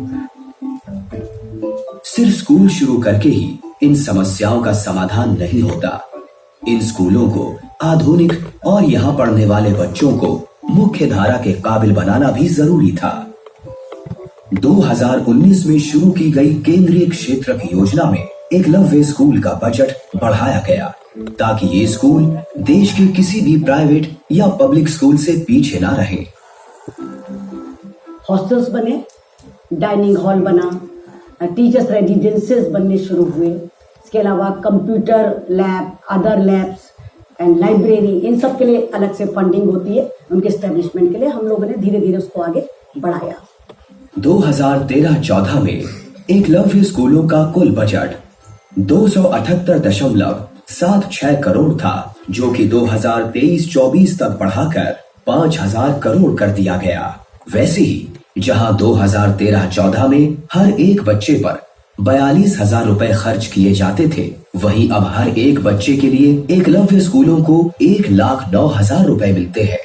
यही नहीं, जहां 2013-14 में तकरीबन 34,000 बच्चे इन स्कूलों में पढ़ रहे थे, वहीं अब ये संख्या 1,13,000 के पार पहुंच चुकी है। सरकार ने इस योजना के तहत 452 नए स्कूलों की घोषणा भी की है, जिसके चलते मार्च 2026 तक 740 एकलव्य स्कूल कार्यरत होंगे, जबकि 2013-14 में मात्र 119 स्कूल कार्यरत थे। But over the years, infrastructure had developed now। बच्चे लोग ने क्या मिला था? बहुत अच्छा सा classrooms, very good facilities in the hostels। Now बच्चे लोग वो experiencing a kind of a luxurious life also। क्योंकि अभी क्लासरूम्स में हमारा क्या है, everything is digital learning। बच्चों के खेलने के लिए मेरे पास पूरी आधुनिक व्यवस्थाएं हैं।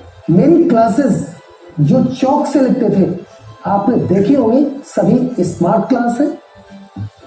अब देश के कई एकलव्य स्कूलों में स्मार्ट क्लासेस हैं। तकरीबन 29,000 करोड़ रुपए इस योजना को प्रदान किए गए हैं और इसके तहत 38,000 टीचर्स और स्टाफ नियुक्त किए जाएंगे। पुराने स्कूलों के नवीनीकरण के लिए 5 करोड़ रुपए प्रत्येक स्कूल को दिए जा रहे हैं और नए स्कूलों का कंस्ट्रक्शन बजट भी लगभग 3 गुना करते हुए इसे 12 करोड़ से लगभग 38 करोड़ किया गया है। पहाड़ी और दूरस्थ क्षेत्रों में बजट 16 करोड़ से 48 करोड़ किया गया है। लेकिन इमारतें खड़ी करने से इंसान खड़े नहीं हो जाते। अभी भी टीचर्स और सरकार के सामने कई समस्याएं थी। इन स्कूलों में आने वाले बच्चों में आत्मविश्वास की कमी थी और इनके संकोच के कारण इनकी प्रतिभाएं जानना काफी मुश्किल था। सबसे अलग थलग रहने के कारण इन्हें बाहरी दुनिया का कोई अनुभव नहीं था। गांव में रह तक तो ज्यादा कुछ पता नहीं था, मतलब सारी चीजें यहीं पे सीखी सर हमने, हर चीज बोलना भी सर यहीं पे सीखा है। मेरे को तो बचपन में होता था, कोई मेरे से पूछता था नाम कि तुम्हारा नाम बता दो, मैं डर जाती थी, रो जाती थी। मेरी मम्मी तो बहुत मतलब कहती थी कि इससे कुछ मत पूछो, लेकिन यहाँ आने के बाद जब टीचर्स ने सिखाया कि नहीं तुम्हें बोलना है, गलत बोलो बट बोलो। बच्चों लोग का ड्रीम्स इतना छोटा था actually, they had no courage to think हम ये कर सकेगा, यू नो लाइक दैट। बहुत छोटा छोटा था, अपने अंदर एक डर ही रहता था कि अगर मैं कुछ बोल दूंगा तो वो गलत हो जाएगा, इसलिए कुछ नहीं बोलते थे। हर जनजाति और क्षेत्र के बच्चे अलग थे, उनकी समस्याएं अलग थी और उनकी जरूरतें भी अलग थी।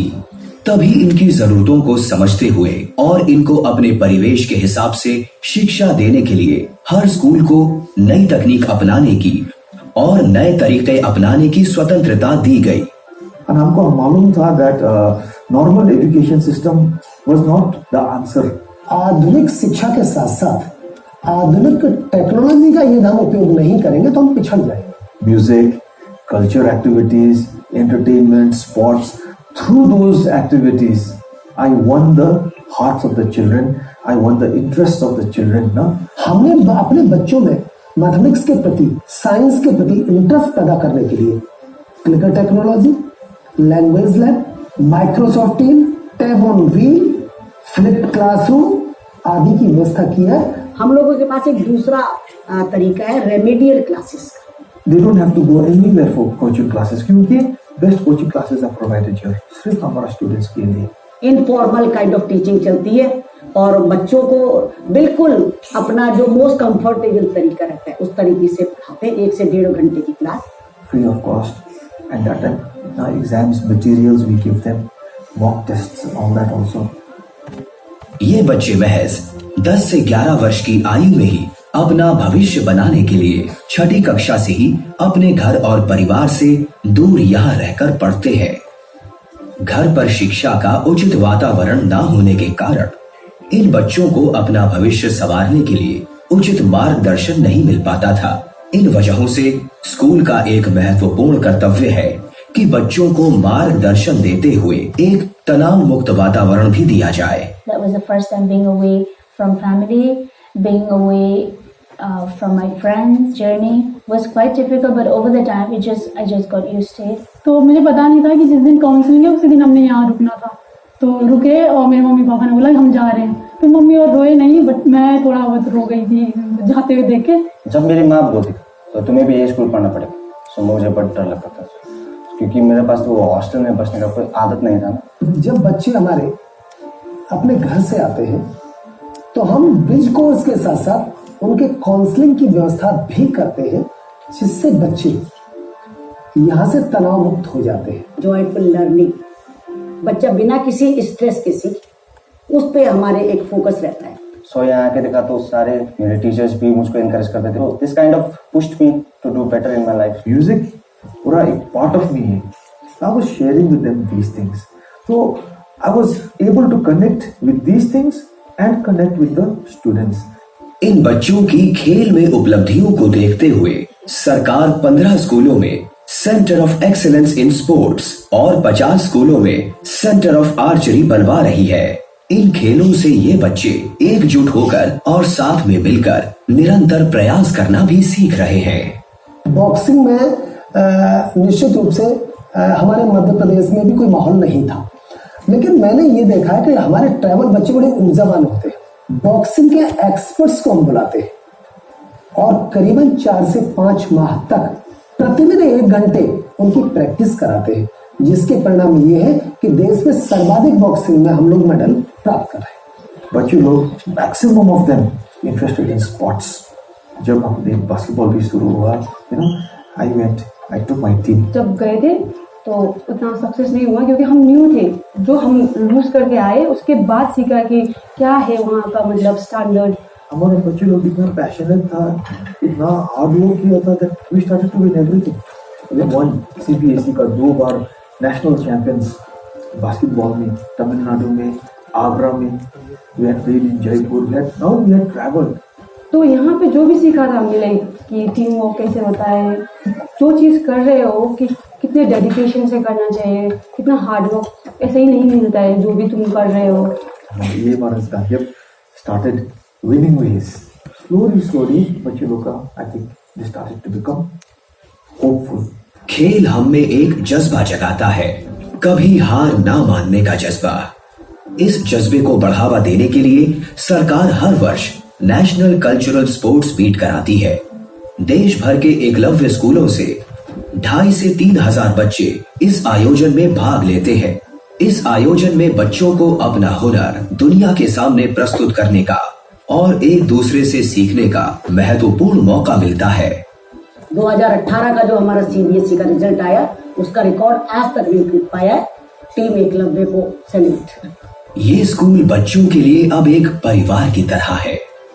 बच्चों के खाने पीने, पढ़ाई, किताबें, यूनिफॉर्म, हॉस्टल, हर जरूरत का ध्यान सरकार इसी योजना के माध्यम से रख रही है, वो भी निशुल्क। हमने इस विद्यालय को आलय में परिवर्तन किया है। आलय मीन्स बच्चा अपने को, इस स्कूल को अपना घर समझता है। The aura here, the what to say, calmness, everything, the love, friends, like family की तरह था यहाँ पर। कॉम्प्लीमेंट मोस्ट कॉमन और जो हमको एनर्जी भरता है कि पहले अपीयरेंस में इट डजंट लुक लाइक अ सरकारी स्कूल। जो हमारे प्राइवेट स्कूल है उनके लेवल का स्कूल है सर, उनसे अच्छा ही है सर हमारा, तो हमें कोई फीस भी नहीं देनी पड़ेगी, पेरेंट्स को कोई बर्डन नहीं है sir. So the fact that the school is free in the first place itself is a blessing for all of us. हमारे यहाँ तो काफी बच्चे जो पढ़ते नहीं है इस वजह से कि प्राइवेट में तो इतने महंगाई है, और अगर उन्हें ऐसी फैसिलिटीज मिले हर जगह पे तो उन्हें कोई पढ़ेगा। ये स्कूल एक अच्छे परिवार की तरह बच्चों के संपूर्ण विकास का ध्यान रखते हैं। आधुनिक शिक्षा के साथ ये भी जरूरी था कि बच्चे अपने पारंपरिक समाज और संस्कृति से जुड़े रहें और कामयाब होकर इस समाज और संस्कृति के विकास में योगदान दें। धीरे धीरे लोग अपनी जड़ों से दूर होते जा रहे हैं और जो सांस्कृतिक विरासत है विशेष रूप से ट्राइबल कम्युनिटी की, ये तो जीवित रहनी चाहिए। हमने बच्चों से कहा जो चीज आपके डेली यूज में है उसे लाइए। आज की डेट में 250 से 300 आर्टिकल हमारे पास हैं। उनकी संस्कृति को यदि हम संरक्षण नहीं करेंगे तो यहाँ पर उनको अरुचि होगी और विद्यालय के प्रति उनका आकर्षण खत्म हो जाएगा। उनके संरक्षण और संवर्धन के लिए भी हम पूरा प्रयास कर रहे हैं। I want to go back, मतलब अपने ट्राइबल एरिया में एजुकेशन फील्ड में काम करना चाहता हूँ। Being from a tribal society, I always wanted to be better for my people in a mass. मैं लोगों के बीच में रह के उनकी परेशानी समझना चाहती हूँ और मैं अगर नेता बनी तो मैं एक ऐसे स्कूल खोलेंगे जिसमें मेरे गांव के बच्चे और मेरे ब्लॉक के सारे बच्चे पढ़े। और इस सब का नतीजा आज आप सबके सामने है। तो मुझे IIT रुड़की में मैथमेटिक्स एंड कंप्यूटिंग ब्रांच होती है, वो मुझे है। IIT धनबाद। अभी मैं PhD की प्रिपरेशन कर रही हूँ। MBBS doctor, currently working in a private hospital in Gangtok, East Sikkim. मुझे बताते हुए बड़ा प्राउड फील हो रहा है कि हम लोग 2019 में जब अचानक से हमें एक इनविटेशन लेटर मिला कि म्यूजिक ग्रुप की टीम को राष्ट्रपति भवन में एक विशेष परफॉर्मेंस के लिए इनवाइट किया। फरवरी 2023 में भारत की ऑनरेबल प्रेसिडेंट श्रीमती द्रौपदी मुर्मू ने एकलव्य स्कूल के बच्चों को राष्ट्रपति भवन में आमंत्रित किया।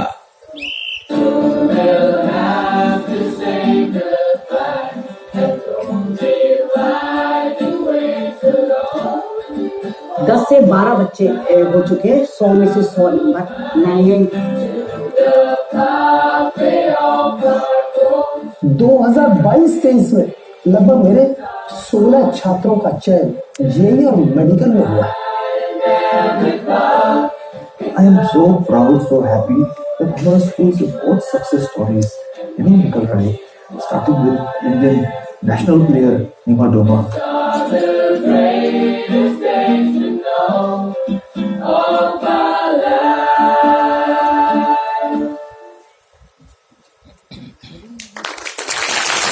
मैडम मुंडा जी, श्रीमती मैडम मुंडा, हमारे जनजातीय कार्य मंत्रालय से उपस्थित हमारे सभी वरिष्ठ अधिकारीगण, साथीगण, नेस्ट से उपस्थित सभी अधिकारीगण, साथीगण, और हमारे बीच आए 6 राज्यों के 460 विद्यार्थी, छात्र छात्राएं और शिक्षकगण। आज हमें बड़ी खुशी है कि हम माननीय जनजातीय कार्य मंत्रालय के मंत्री श्री अर्जुन मुंडा जी के साथ बच्चों का इंटरेक्शन करा रहे हैं। और मैं बताना चाहूँगा कि हमारे मंत्री महोदय सदैव बच्चों से बात करने, उनके बीच जाने के इच्छुक रहते हैं।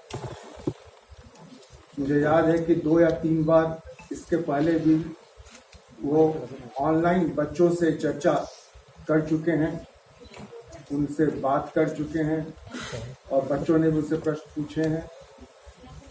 और अब इस बार इतने सारे बच्चे एक साथ माननीय मंत्री महोदय के साथ इंटरैक्ट करेंगे, उनसे रूबरू होंगे, अपनी जिज्ञासाओं के सामने रखेंगे और उनसे प्रेरणा प्राप्त करेंगे जीवन में आगे बढ़ने के लिए। आज जो हमारे बच्चे हैं, ये जर्नी जो EMRS के बच्चे हैं, इस EMRS Eklavya model residential school या एकलव्य आदर्श आवासीय विद्यालय की शुरुआत 1997-98 में हुई थी। एक बहुत छोटे तौर पे हुई थी, जब यह एक कार्यक्रम होता है आर्टिकल 275(1) संविधान का, जिसमें कि स्टेट को ग्रांट मिलते हैं, तो उन अनुदान के तहत इन स्कूलों की स्थापना शुरू हुई थी। पर धीरे धीरे यह एकलव्य आदर्श आवासीय विद्यालय काफी लोकप्रिय, पॉपुलर होने लगा और राज्यों से इसके बारे में काफी डिमांड आने लगी। मैं स्वयं 2010 से 2013 तक यहाँ पे डायरेक्टर था जनजातीय कार्य मंत्रालय में, तो मैं देखता था कि कैसे राज्य के लोग आते थे अपना प्रस्ताव लेकर। तो 275(1) में अधिकांश प्रस्ताव एकलव्य आदर्श आवासीय विद्यालय के ही होते थे और शायद इसीलिए 2018-19 में केंद्र सरकार ने यह निर्णय लिया कि इसे एक अलग स्कीम, सेंट्रल सेक्टर स्कीम के रूप में ही चलाया जाए। तो 1997-98 से लेकर 2018 तक करीब 288 EMRS की स्थापना हुई और उसके बाद एक बृहद कदम लिया गया। आप कह सकते हैं कि बिग लीप, छलांग लगाई गई और एक जब नया स्कीम बना तो 452 ब्लॉकों में EMRS के स्थापना का निर्णय लिया गया। तो उतने सालों में 288 और 2018-19 में 452 नए EMRS के स्थापना का निर्णय लिया गया और पूरे हर उस ब्लॉक में जहां की ST पॉपुलेशन 20,000 से ज्यादा है और साथ ही 50% से ज्यादा है, वहां पर एकलव्य आदर्श आवासीय विद्यालय बनाने का निर्णय लिया गया और उनका निर्माण कार्य जारी है। उनमें से कई विद्यालय या तो अपने बिल्डिंग में या फिर किसी अन्य गवर्नमेंट बिल्डिंग में फंक्शनल भी हो चुके हैं। तो 401 विद्यालय आज तक हमारे फंक्शनल हो चुके हैं, जिसमें कि करीब 1,13,000 से भी ज्यादा विद्यार्थी अध्ययनरत हैं। तो एक हमारी ये बहुत बड़ी उपलब्धि रही है कि देश के कोने कोने में EMRS पहुंच चुका है और राज्य से हमें फीडबैक मिलता है, हम खुद भी जाते हैं तो बताया जाता है कि EMRS धीरे धीरे एक ब्रांड बन रहा है। जब नया स्कीम चालू हुआ था तो भी ये उसके पीछे मंशा थी कि ये जवाहर नवोदय विद्यालय की तरह स्थापित हो, उस एक आवासीय विद्यालय हो जिसमें कि सब कुछ निःशुल्क, शिक्षा के साथ साथ सारी सुविधाएं निःशुल्क उपलब्ध कराई जाएं। तो ये EMRS भी धीरे धीरे जवाहर नवोदय विद्यालय की तरह एक ब्रांड नेम बनता जा रहा है। यहाँ भी कक्षा 6ठी से लेकर 12वीं तक के बच्चे पढ़ते हैं और एक विद्यालय में 480 बच्चे पढ़ते हैं। इसके साथ ही सारे राज्यों में स्थापित जो EMRS थे उनको जोड़ने के लिए केंद्रीय स्तर पर एक सोसाइटी की स्थापना की गई, जो इसे आप जानते हैं नेस्ट के रूप में जानते हैं। तो इसको एक सारे EMRS में एक स्तर लाने का, सभी को CBSE से एफिलिएट करने का और शिक्षा का स्तर अनुरूप बनाने का प्रयास जारी किया गया। साथ ही जो नए विद्यालय बनने हैं उनके भी कंस्ट्रक्शन के मानदंड तैयार किए गए कि कम से कम 15 एकड़ जमीन हो, उनका एक डिजाइन हो, एक अच्छी बिल्डिंग हो, सारी सुविधा संपन्न, सारी वो जो विद्यालय वो सुविधा संपन्न हो। और धीरे धीरे हम इस कदम में आगे बढ़ते गए। फिर हमने शिक्षकों के ट्रेनिंग के लिए भी प्रयास किया, नेस्ट ने प्रयास किया, और कई ट्रेनिंग प्रोग्राम जैसे एक्सपीरियंशियल लर्निंग है, NCERT के ट्रेनिंग्स हैं, निष्ठा की ट्रेनिंग है, नीपा की ट्रेनिंग है, ये सारे ट्रेनिंग प्रोग्राम्स हम ऑर्गेनाइज कर रहे हैं, हर साल ऑर्गेनाइज कर रहे हैं, और इसके अच्छे परिणाम भी हमें मिल रहे हैं। हमारा रिजल्ट जो है वो भी काफ़ी अच्छा हो रहा है, विगत वर्षों से निरंतर अच्छा होता जा रहा है। इसके साथ ही विगत 2 वर्षों में कोरोना महामारी से झेलना पड़ा, लेकिन हर चीज़ का एक अच्छा पहलू भी होता है। उसका एक अच्छा पहलू ये हुआ कि जो ऑनलाइन शिक्षा है और जो कनेक्टिविटी है, ऑनलाइन कनेक्टिविटी है, इन सब के ऊपर भी विशेष ध्यान दिया गया। और स्मार्ट क्लासेस के लिए भी मिनिस्ट्री ऑफ इलेक्ट्रॉनिक्स की सहायता से, उनके ST फंड से स्कूलों में स्मार्ट क्लासेस की स्थापना हो रही है।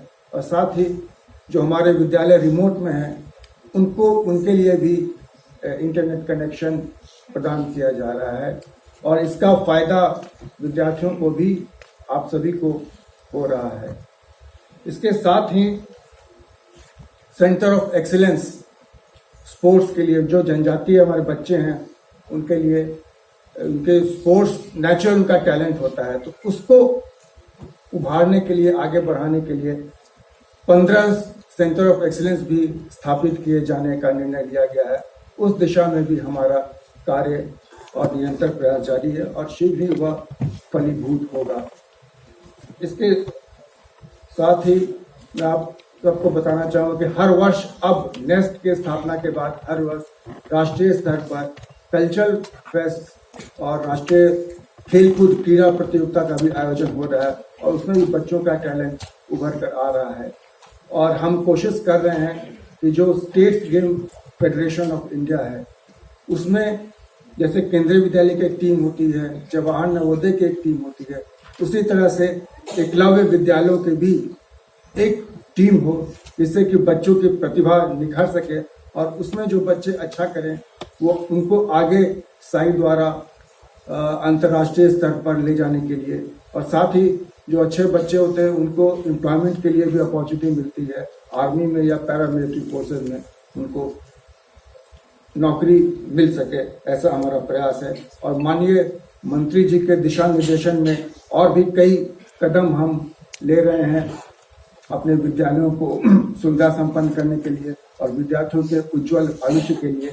और उसमें आज भी जो स्कॉलरशिप के बच्चे हैं जिन्होंने अच्छे इंस्टीट्यूट में अपना दाखिला लिया है और जीवन में सफलता प्राप्त की है, उनसे भी बच्चे रूबरू होंगे, ताकि वो उनसे प्रेरणा ले सके और जीवन में आगे बढ़ने का संकल्प लें।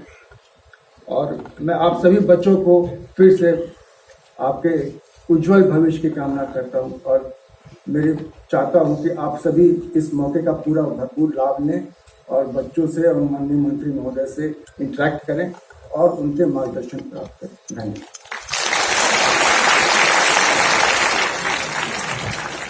बहुत बहुत आभार माननीय असित गोपाल जी, हमारे कमिश्नर साहब के, जिन्होंने बहुत ही महत्वपूर्ण जानकारियां आप तक दी है, और मुझे लगता है कि देश भर से जो विद्यार्थी जुड़े हैं उन तक भी ये जानकारियां उसके रूप में पहुंची हैं।